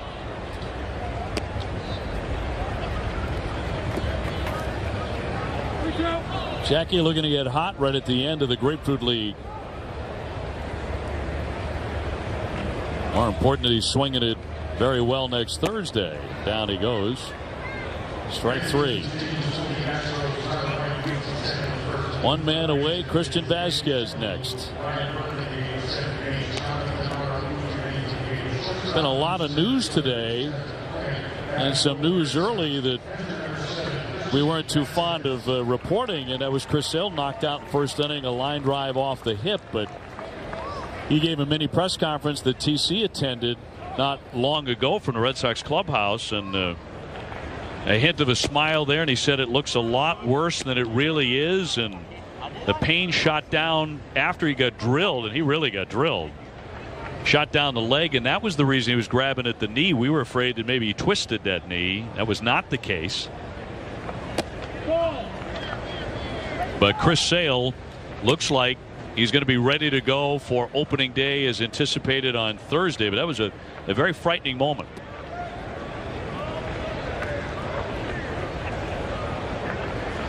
He did get back on his feet. After a while, he walked off the diamond. A little ground ball, base hit. Boy, we saw Vasquez do that a lot last year. Well, you know, I've talked about it many times about Vasquez. When you come to the big leagues, and when he came to the big leagues, he could hit to the opposite field. And I'm a firm believer that if you can do that coming out of the chute, you can learn how to pull a ball. And that's exactly what he's done. You know, a lot of his base hits came to the opposite field, but now he can use center field. Now he can pull when he has to, when he gets a pitch that he can't pull. So, you know, that's why I liked him as a hitter when I first saw him. You know, there wasn't much made about his hitting. But I saw a guy that could use the opposite field regularly, and my feeling was he was going to turn into a good hitter, and he certainly turned into a good hitter last year. Hitting .290. Brock Holt with a base hit and a ground out. Also reported that Devin Marrero has been traded to Arizona, so this roster is beginning to shape up. And things looking very good for Brock and for Blake Swihart. Brian Johnson's already made the club. Alex Cora announcing that news yesterday, so it's beginning to take shape. So really what you're talking about now is, what, 2 spots maybe? A bullpen and a starter, right? Yeah. That's basically what you're talking about, because it seems like the team on the field is set. I would agree. As long as everybody stays away from getting hurt. Mookie Betts on deck. Red Sox spring training game here on NESN, brought to you in part by Ace Ticket, where Red Sox fans go for tickets to all their favorite events, sports, concerts, theater, and more. Visit aceticket.com or call 1-800-MY-SEATS.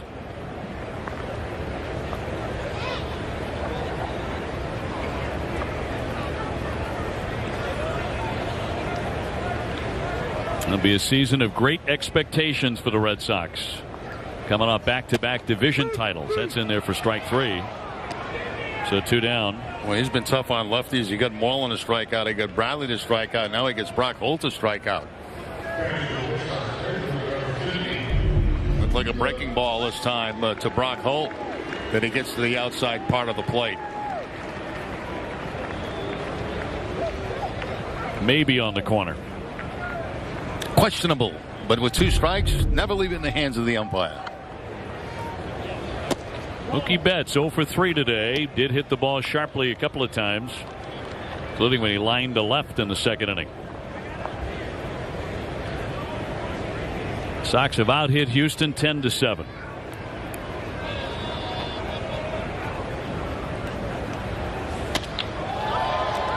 Popped him up to right center McCormick. Shading his eyes, and it ate him alive. It falls in. Play on at second, and Mookie slides in as it's cut. Vasquez down to third. Sun blinded in center field. It can be nasty out there. Well, we talked about it earlier in the game. You know, you got a little bit of a breeze today. You've got no clouds in the sky. Vasquez not really running hard with 2 outs, and that cost them Red Sox a run right there, and I think that's something they'll talk to him about.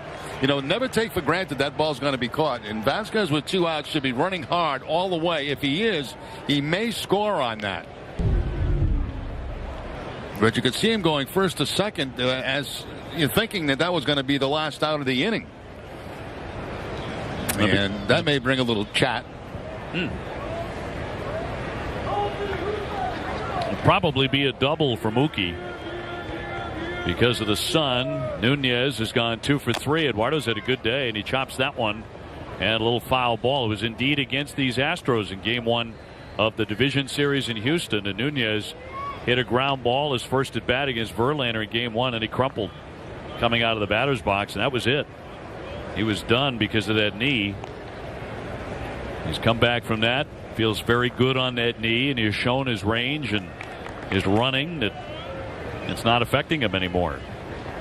Great news for the Red Sox. Re-signed him late as a free agent, especially given the fact Dustin Pedroia won't be ready at the top of the season.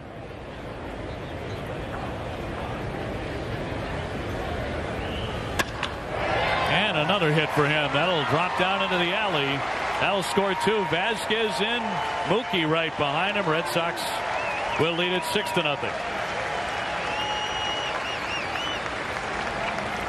Nunez 3 for 4. Yeah, he did a lot of that last year for the Red Sox, using that opposite field and with a couple of men in scoring position, not trying to do too much with it, gets a pitch that's away and just drives it to the opposite field. He's going to be replaced, it looks like now, maybe with a pinch runner.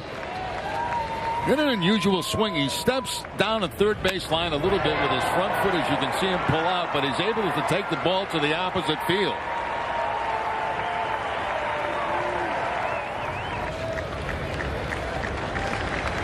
So Eduardo done for the day. Certainly did his thing. 2 RBIs, 3 hits.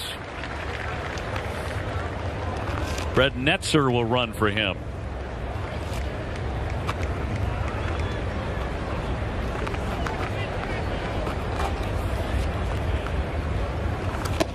And Hanley will bat after a walk and 2 strikeouts today. He scored a run in the first inning.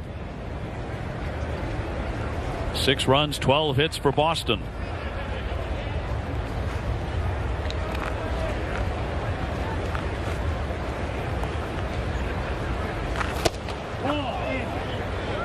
The versatile lineup the Red Sox have. It's an athletic lineup, especially with Nunez healthy and Benintendi in there. Andrews had a very nice spring.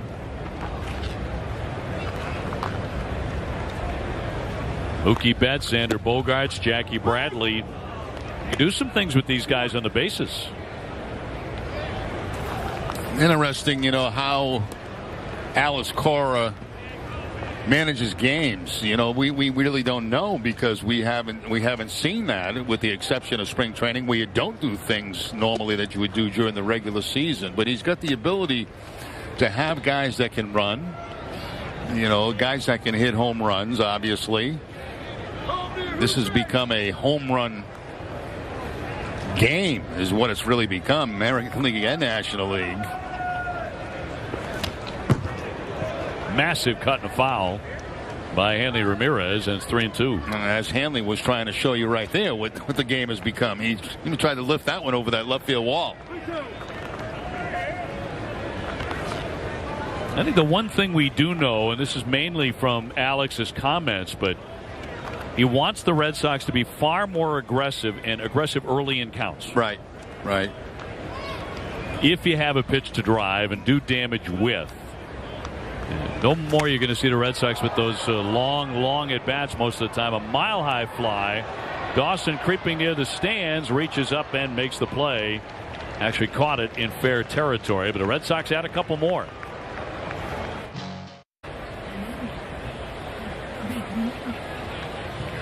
Well, back for the top half of the 7th inning. Red Sox with a 6-0 lead and make a bevy of changes. That is Trevor Kelly. Shown some pretty good stuff. He'll drop down, throw sidearm. Tavares will take over in center for the Red Sox. JD Martinez is still in left. Scott is the new right fielder. Nunez is the new catcher. Nick Lovello, Torrey's son, is at third. Brock Holt has moved from third over to short. Nets are staying in the game at second. As Brock at short. And Sam Travis is the new first baseman. Sam with 6 home runs to lead the ball club. And you are up to date. Popped into right. That'll drop for a base hit. So Nova with a base hit, hitting in Springer's spot. As we furiously try to keep pace with all of the changes with very little hope of doing that. Are you still looking for group tickets to opening day or premier games against the Yankees? Limited hospitality packages remain for these and most games. Visit redsox.com/groups for more information. TC. Down here with Christian Vasquez. His day is done. And good time to talk to Christian, because today the announcement came that you had the extension done. How does it feel to sort of know the team believes in you and that this is going to be your home for a while? Yeah, it means a lot. I love Fenway. I love Boston. You know, I love the city. It means a lot. You know, I'm happy, very happy. You know, I'm thankful for, you know, the team, and, you know, trust me, and, you know, I love being here. I know when the team stepped up to try to help Puerto Rico and what was going on back on the island, that meant a lot to you. What did it mean to have that team rally around everything that was happening there? It means a lot too. You know, it's very important for my family, for Alex's family, you know, everybody there to, you know, have that help and you know, that support of the Red Sox. You know, we are very thankful for have, you know, this organization, and you know, they have great hearts. You saw the line drive hit Chris Sale. I've had a chance to talk to him. You haven't yet. He said it's okay. It's the hip. How scary was it at the moment? Yeah, it was scary. You know, it was loud. You know, I went to the mound and checked him, and, you know, it was, you know, in pain, but, you know, I hope everything okay. You said it was loud. That's exactly what we all said. It sounded really bad, didn't it? Yeah, look very scary, but I heard that it's fine, so we're happy. How ready are you for the season here? It's you know, I know spring training, you need it to be this long for all the pitchers. You're the guy working with the pitchers. Do you feel good about this staff as you get ready to open up? Yeah, we're ready to start the season, and you know, we have great pitchers, great bullpen, and I think we're ready to roll. All right, congratulations on the extension. Good luck with the opening day coming up. Thank you, guys. All right, Christian Vasquez with us here in the dugout. I'll be back to you. What a big day for him. 27 years old, Christian Vasquez, and coming back from a nasty injury in his own right. Has such a good year last year. Roped into left. Martinez backs up a bit. 2 down. Christian missed all of 2015, came back the next year to playing 57 games and about 100 games last year, and should top that this year. But with a brand new contract, and again, a portion of his salary each of those years will go to the Red Sox Foundation. He has built that in. A great gesture.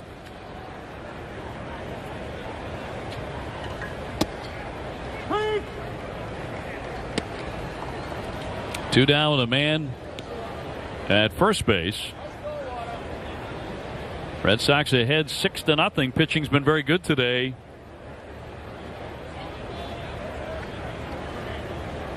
Yeah, Christian talked about TC there. He had the same feeling everybody else did when Chris Sale got drilled, but everybody feels a whole lot better as Tavares runs it down front, number 3. Today's Red Sox spring training game on NESN is brought to you by Ace Ticket. It's more than a ticket. Visit aceticket.com or call 1-800-MY-SEATS. By Jordan's Furniture, the furniture store of the Boston Red Sox. And by Old Dominion, the official freight carrier of Major League Baseball and the Red Sox. What is that? What is that? Is that a manatee? What is it? That is a nasty looking gator, isn't it? Just blinking at us. Blinking. I got you, Remy. For lunch. What was that, a snake? Be careful. It's a gator, man. This thing was huge. Oh, that was a gator? Yeah. Gigantic. J.D. Martinez leading off here in the 7th inning to get another at bat. He's gone 1 for 3 with a single. You played some golf, and, you know, down here in Florida, it's not unusual to come out, you know, for your morning round and see one of those things sitting on the tee box. Yeah. Or on the green, and you're like, I'm just going to move on to hole number 2. Why not move right around to the cocktail lounge?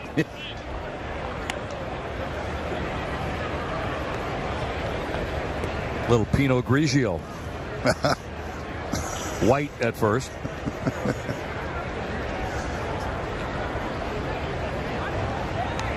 Nova taking over at second. That's a home run cut by J.D. Hit 45 of them last year.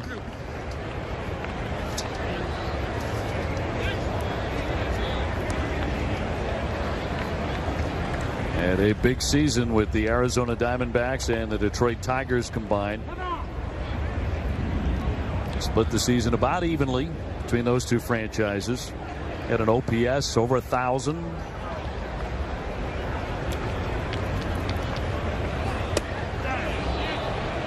That's a swing and a miss, and down he goes. So Martinez retired on strikes, one away.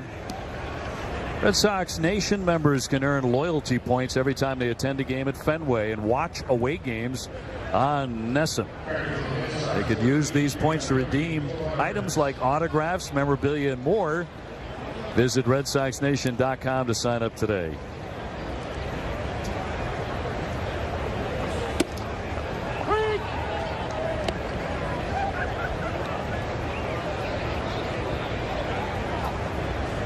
Tavares batting for the first time. Oh, it spun around and drilled. He got hit. Been that kind of a day today. Yeah, we've had a few players that have had to leave the game today because of injuries. Certainly the most significant, Chris Sale. Nowhere to go on this one.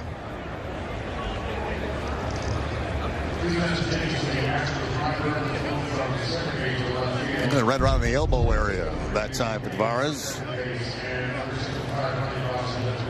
Tavares taking over in center field for Jackie Bradley.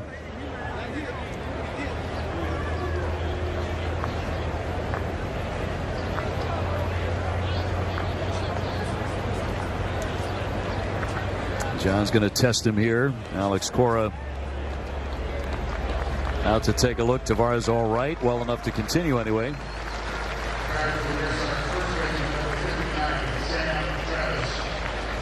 So a hit batsman. Red Sox have a base runner with one down for Sam Travis.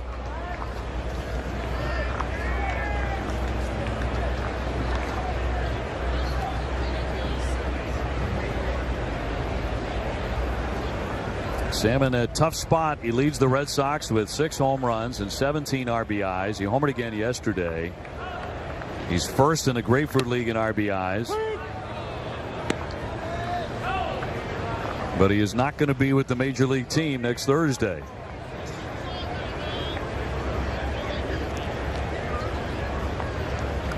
Not the first time he's put on a power display like this. A deep drive to left center field. Dawson going back. And that'll drop in. Here comes Tavares scampering into third. He goes sliding down after rounding the bag. And it's going to be second and third for the Red Sox on a double by Travis. Man, Tavares was thinking about scoring. He looked up, and the third base coach Fabulous had his hands up stopping him. So the only way he could stop himself was to go into a slide. I don't believe this ball hit the wall, did it? I don't think so. No, it just dropped between the left fielder and center fielder. And Tavares coming around. He's running hard all the way. He sees the stop sign and he goes into the slide to make himself stop. It's like he lost an edge in hockey, right? TC could be able to tell me that. Is that what it looks like, TC, when you lose an edge in hockey? Listen, I got to tell you, in the media room before the game today, you were putting on a clinic in how to analyze hockey. Somebody was calling you out on it, and you had all the buzz phrases down. They're not skating today. No. The back check's got to work a little harder. That's about all the knowledge I have. You fooled them all, Remdog. You fooled them all. Scott the batter with a couple of men on and one down. How'd that big screen work out for you, by the way, in your off season watching football? It did very, very well until the Super Bowl. And then I considered throwing it right out the front window. You weren't alone throughout New England. You know, it's funny. I had that game wrong, totally wrong. And it had nothing to do with Philadelphia. I just thought the Patriots were going to blow them out. And I had no reason to believe that except the fact that they haven't had an easy Super Bowl. And I thought they were going to be in for an easy one that day. Well, I was completely wrong on that. And then the TV almost went right out the door. Almost brand new, too. Yeah. Would have been a real shame.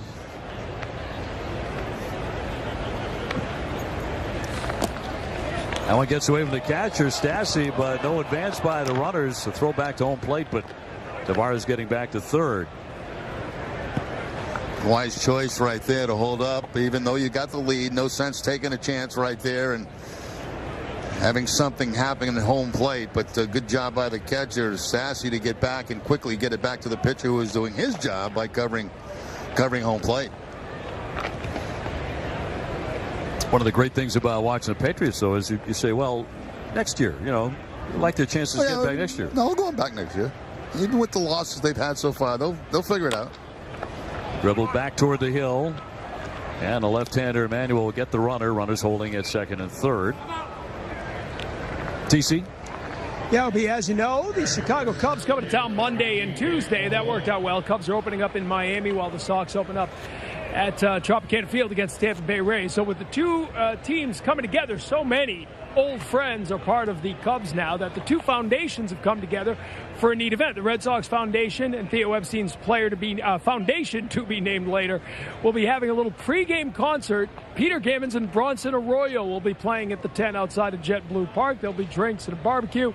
Another concert going on after the day game on Tuesday. Tickets are still available. You go to ftbnl.org or redsoxfoundation.org to learn more. So should be a lot of fun. I hear a former catcher who won a championship with each team will be on hand, and a lot of familiar faces from both teams. That would be one David Ross. Yes, thank you very much. You caught my attention with drinks and barbecue. And what is Gammons going? He's on tour, for crying out loud. Every time I look up, he's doing some gig someplace. He's not slowing down. No. See him out playing those gigs, and then the next day he's at Fenway. Right. Lovello here, hitting in Christian Vasquez's spot. Christian with a couple of base hits today on a day he will never forget with the new 3-year contract.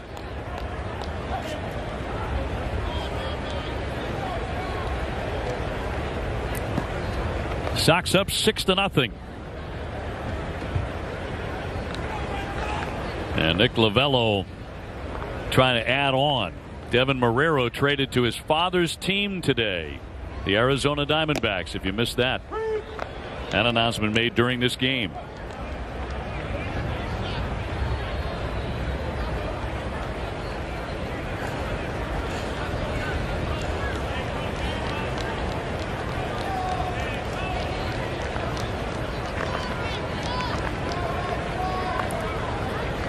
Nick out of Holy Cross. 3-2. His father did such a super job with the Diamondbacks last season, got them into postseason play. They were a wild card team. That's a tough division out there. Indeed. Ruled by the Dodgers. 3-2 coming. Served to short. Arauz will skip it close, and he got him at first base. Oh, nice play. And that retires the side. 6-0 Boston. This is why I think the Red Sox spring training games in Nesson are brought to you by Jordan's Furniture, the furniture store of the Boston Red Sox. Sox in front here 6-0. On another glorious day of spring training baseball. Today up against the Houston Astros. Will open their schedule on the road, so to speak. They'll be in the state of Texas, but taking on the Rangers. Sox will be at Tampa Bay. They will get together for the first time in Houston, the Red Sox and the Astros, at the beginning of June. I think that's just a 3-day road trip, if I'm not mistaken, for the Red Sox. It's a quick trip, indeed. Red Sox have a lot of home games in that particular stretch, so. Tommy Lane coming out of the bullpen, and he delivers a strike here to White.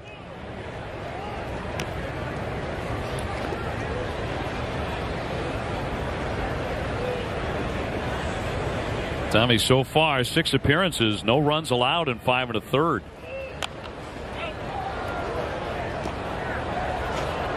Second time around with the Red Sox for him.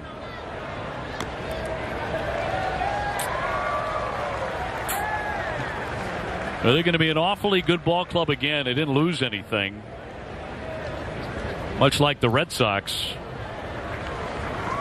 Although the Red Sox have made a significant addition, obviously, with J.D. Martinez. And as you said the other day, I just don't think it gets enough attention.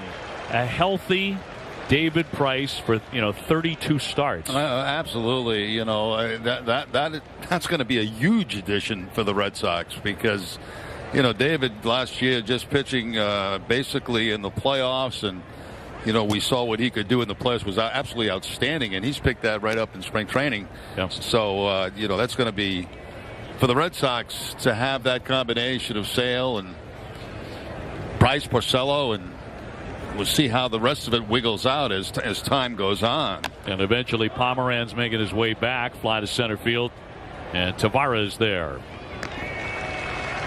So one man gone.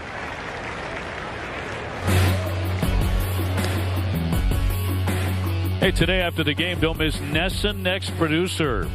Today we take a look at student films from Trinity College and Central Connecticut State. Nesson Next Producer presented in part by BuyAToyota.com, Toyota's website for deals, showcasing the next generation of New England's filmmakers.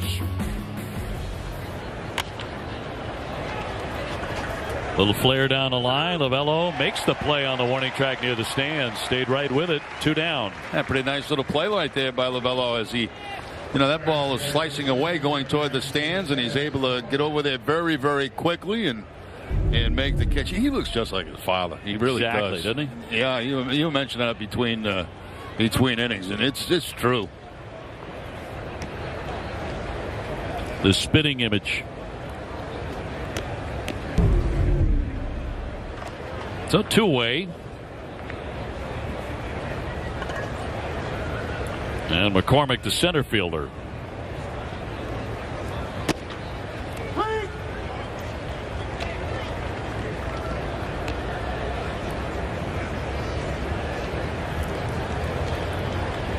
Eighth inning from Fort Myers.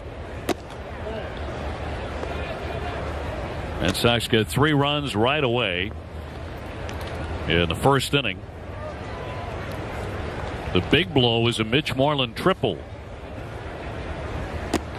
into right field, and then he dropped down a bunt for a single. Second time that Mitch has done that here in spring training, so that's something for clubs to think about. Well, we saw it 3 times tried by the Baltimore Orioles just a couple of days ago. Solidly hit. Tavares on the run, and he gets to it. Makes a nice play. 1, 2, 3, they go. Freight moment of the game brought to you by Old Dominion. Well, Xander Bogaerts got a frisbee breaking ball that was right out over the heart of the plate, and he takes it way over that left field wall in left field. Bogaerts actually swung at a pitch prior to that was spinning inside, had a bad swing, and then that breaking ball came right over the plate, and he just jumped all over it. Wound up 2 for 3, couple of RBIs.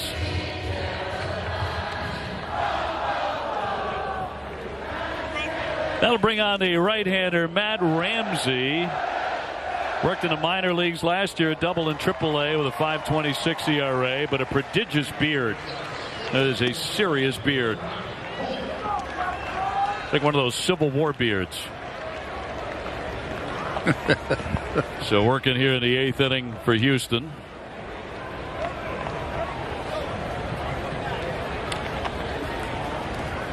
Brock Holt will lead things off here. Jerry will sign some autographs, sign some baseballs. You're getting a lot of welcome backs here, which has got to be very heartwarming for you. Yeah, it really is nice. Heads up. Here you go. Thank you. Nunez will hit next. Not Eduardo, but Eduardo had a very nice day with 3 hits. Here we are. We're up here somewhere. I don't know. I can't see. We're up here. This guy's going to take a picture right now. How you doing? There he is. The shot into left field. It's going to drop down for a base hit for Brock Holt, who has a multi-hit day. Today's Red Sox spring training game on NESN is brought to you in part by Ace Ticket, where Red Sox fans go for tickets to all their favorite events. And while here, come say hello to Jerry and get an autograph. Sports, concerts, theaters, and more. Visit aceticket.com or call 1-800-MY-SEATS. You know, it's funny. Well, they line up because we're pretty low up here, and they line up before the game, and you sign the autographs, and every once in a while a guard will come and kind of move the people away so the other people can get to their seats, and you kind of feel bad about that, you know, because you got a line forming and you want to try to sign as many as you possibly can. But I got to tell you, it's tough on the back because you got to stand up and you got to reach over, and they're standing on Nunez with a ground ball to short. Houston trying to turn two but can't do it. The folks, which is very dangerous, is they're standing on seats just below us to get our autographs, and bad things can happen. Yeah, you don't want to be responsible for that, Rem. Like, you got to kind of hang like this, you know, and then you take the ball and you come back up and sign it, and then the back hurts because you're not young anymore, and you go back down and you get another one, and you know. I like that. At what age do you have to be where you're not young anymore, where that back starts barking at you? Well, my back's been barking for a long time. It's you know how it started? I'm going to tell you how crazy this is. We were doing a game over at Hammond Stadium, and I'm sitting on a stool. They didn't have chairs for us. They had stools. And I went to lean back on the stool, and the stool kind of collapsed a little bit, and I landed on my back. And from that point on, I've had a couple of back surgeries because of that. Because of that at a spring training game? Yeah. That one down into the corner to be dug out. Red Sox will have runners at second and third. So Netzer connects for a two-base hit. Now I'm thinking, you know, lawsuit. Massive lawsuit. But who do you sue? Like, who would you sue? Like the chair company? Hammond Stadium? I'd start with the chair company. Then I'd go to Hammond Stadium. City of Fort Myers? City of Fort Myers. Somewhere in there, probably the Minnesota Twins, depending on where you want to take the lawsuit. Well, I'd probably take it right to the Minnesota Twins, wouldn't you think? And whoever the kid was who brought it in, you know, brought the chair in and said, that's okay, Jerry. You're fine. I went crumbling back, and it was like, you know, that started some disc problems for me. Another one down the left field. That's going to be a foul ball. So, you know, that's nasty business. Yeah, that is nasty business when the disc goes. I had one of those go a number of years ago. That's painful. Oh, man. And you're like, and you know what one of the problems I had I had it done. I had the disc repaired and felt so good. Yeah. Like 2 or 3 days later, I figured, everything's fine. Yeah. And totally messed it up again. Oh, is that right? Just stupid, you know. Madera with a dribbler to third base, going to be gobbled up. And in time to get him, runners will hold at second and third. Red Sox spring training games on NESN brought to you by Jordan's Furniture, the furniture store of the Boston Red Sox. That spring training is great, though, because, you know, as the game goes on, you can just have conversation with the people as they come up. You can just talk with them, and it's hey, how's the family? Yeah, it's great. How are your seats today? You look good. You got some sun.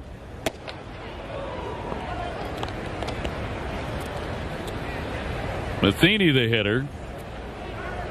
And Sox trying to add on, leading it here 6-0.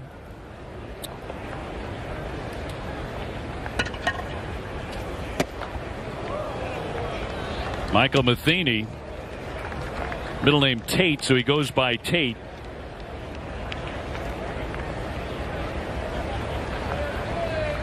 He is the son of the former Major League catcher and current Cardinals manager Mike Matheny. So we're seeing Matheny in the game and Lovello in the game. Sons of managers.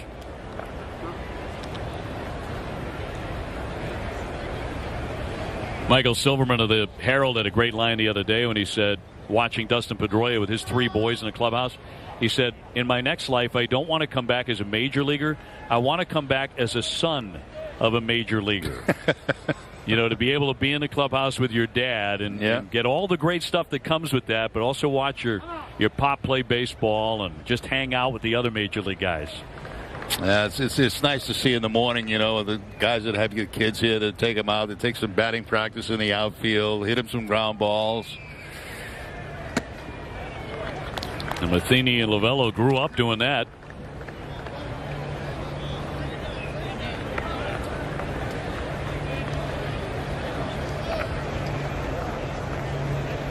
Second and third, 2 away. Tavares on deck. But a good offensive day for the Sox. 13 hits. Xander Bogaerts with a home run, a single, 2 RBIs. Eduardo Nunez with 3 hits, 2 RBIs. Mitch Moreland tripled in 2 and bunted for a hit.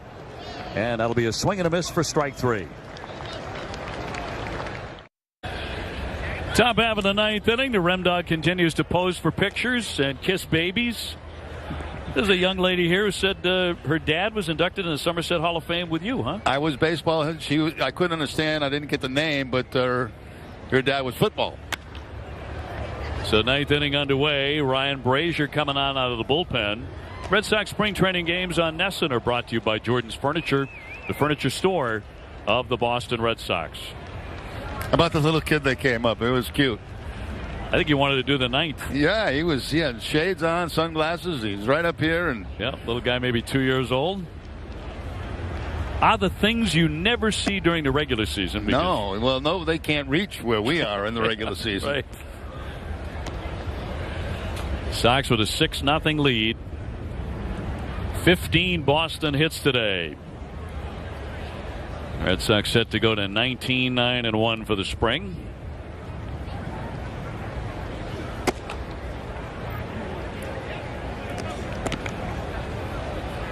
I think the single most important thing, I'm sure you'd agree, to come out of today is that Chris Sale said after he got drilled on the hip that he's going to be okay. That's going to be our storyline after the game. Contusion to the hip. And a very frightening moment for everybody who would root for the Red Sox. But he had some smiles on his face later. He was talking about, you know, how shocked he was to get drilled.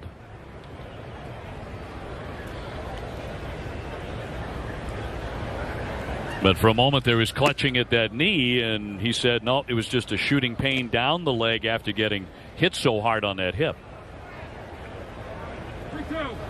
Well, I'm sure that hip will be sore for a couple of days, and then he'll probably get some throwing on the side, I would imagine, because he didn't get his full work in at all today before the opening day start.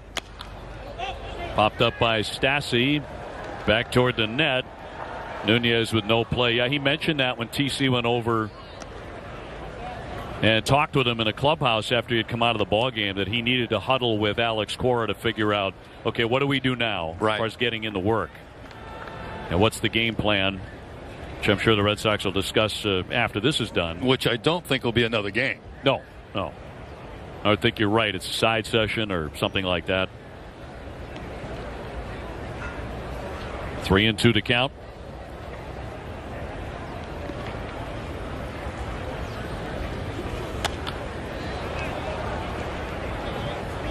Tomorrow the Sox will be taking on the Twins at nearby Hammond Stadium with David Price on the hill. Craig Kimbrell also scheduled to make an appearance. Kimbrell pitched against some minor league guys in his spring debut a couple of days ago. He struck out all 3 of them on 12 pitches. Kind of like a major league effort for him. Red Sox spring training games on Nesson brought to you by Ace Ticket. More than a ticket, visit aceticket.com or call 1-800-MY-SEATS. And by TGI Fridays. Get it here or get it to go. In here, it's always Friday.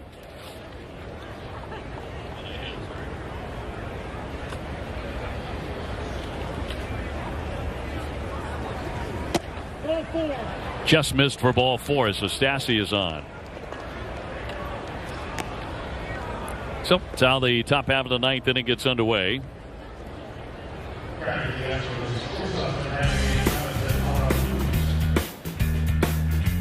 Red Sox spring training brought to you by Ace Ticket. More than a ticket. Call 1-800-MY-SEATS.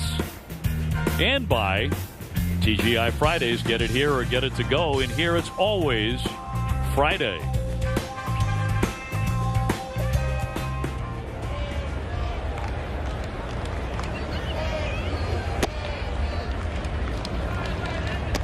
Jonathan Arau is batting here with a runner at first base and nobody out.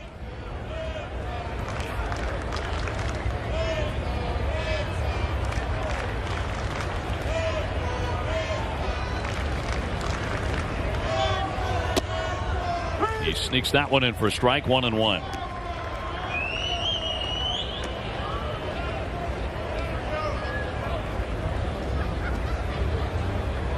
Another sellout today for the Red Sox here at JetBlue. They've sold out 120 consecutive Grapefruit League games.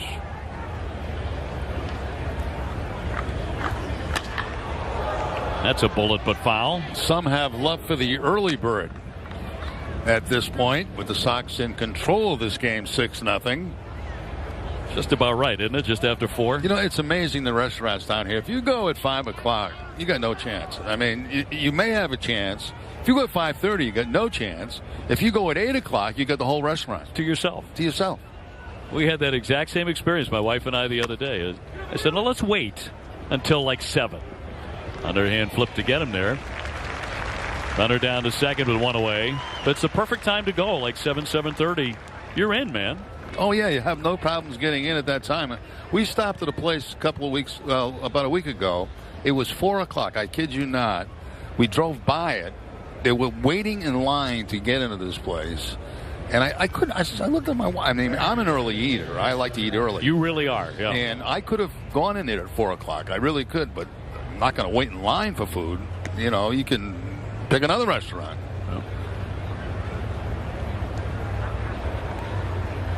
Well, my wife and I went to Italy, you know, in the off season, and they don't even think about having dinner until about 9:30. I could never do that. You would be a dead man. I mean, I'm getting bad. I'm getting worse with age. Like, lunch can be anywhere from 10:30 to 11. Dinner, you know, if my wife allows it, it's 5 o'clock. I was about to say, this must drive Phoebe nuts. I mean, it does. Yeah, it does. She probably wants to eat like a normal person at a normal time. And yeah, I've been driving a nuts for 43 years. Not only that, but you are one of the fastest eaters I've ever encountered. I mean, you can get through the salad and the entree in like 15 minutes. You know, really? I never you are one of the fastest guys I've ever had dinner with. You're done way before everybody else. Well, I didn't know that. I don't know if that's a good thing. I don't know what your doctor would tell you, but you're which doctor? which wing of Mass General? I don't mean to laugh, but no, that's all right. How true that is. Yeah. Not anymore, though. Enough of that. I know you can't wait to get at it and have a great, healthy season. Yeah, it's time to stay away from the timeshare at Mass General for a while, a long time. I got 2 weeks booked a year. Yeah, no more of that. Over the hitter, man at second with 1 down. Popped into left, charging in, and that'll be caught. Play back at second base. Not going to get him there as the throw comes through, but there'll be 2 down. Red Sox giveaways return to Fenway Park in 2018, including bobbleheads, gnomes, and so much more. For tickets and information on the entire 2018 giveaway lineup, make sure you visit redsox.com/promos.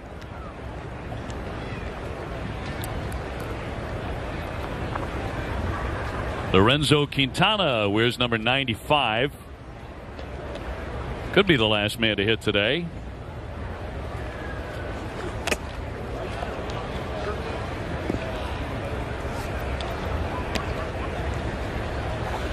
The little guy who came up to the booth to get your autograph has been staring at you ever since. Like, where is he? I kind of like that gig.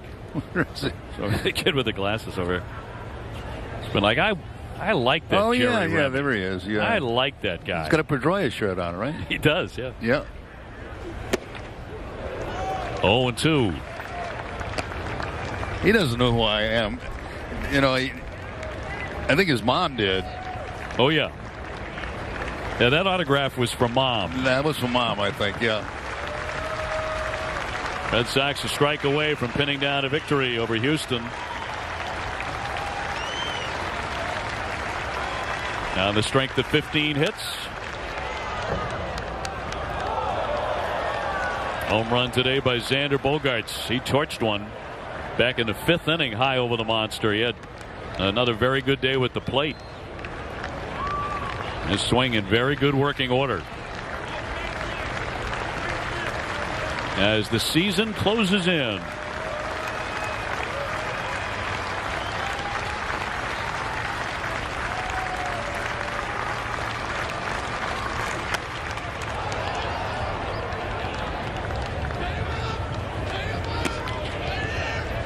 Red Sox spring training games on NESN brought to you in part by Ace Ticket, where Red Sox fans go for tickets to all their favorite events, sports, concerts, and more at the lowest prices. Visit aceticket.com or call 1-800-MY-SEATS right now.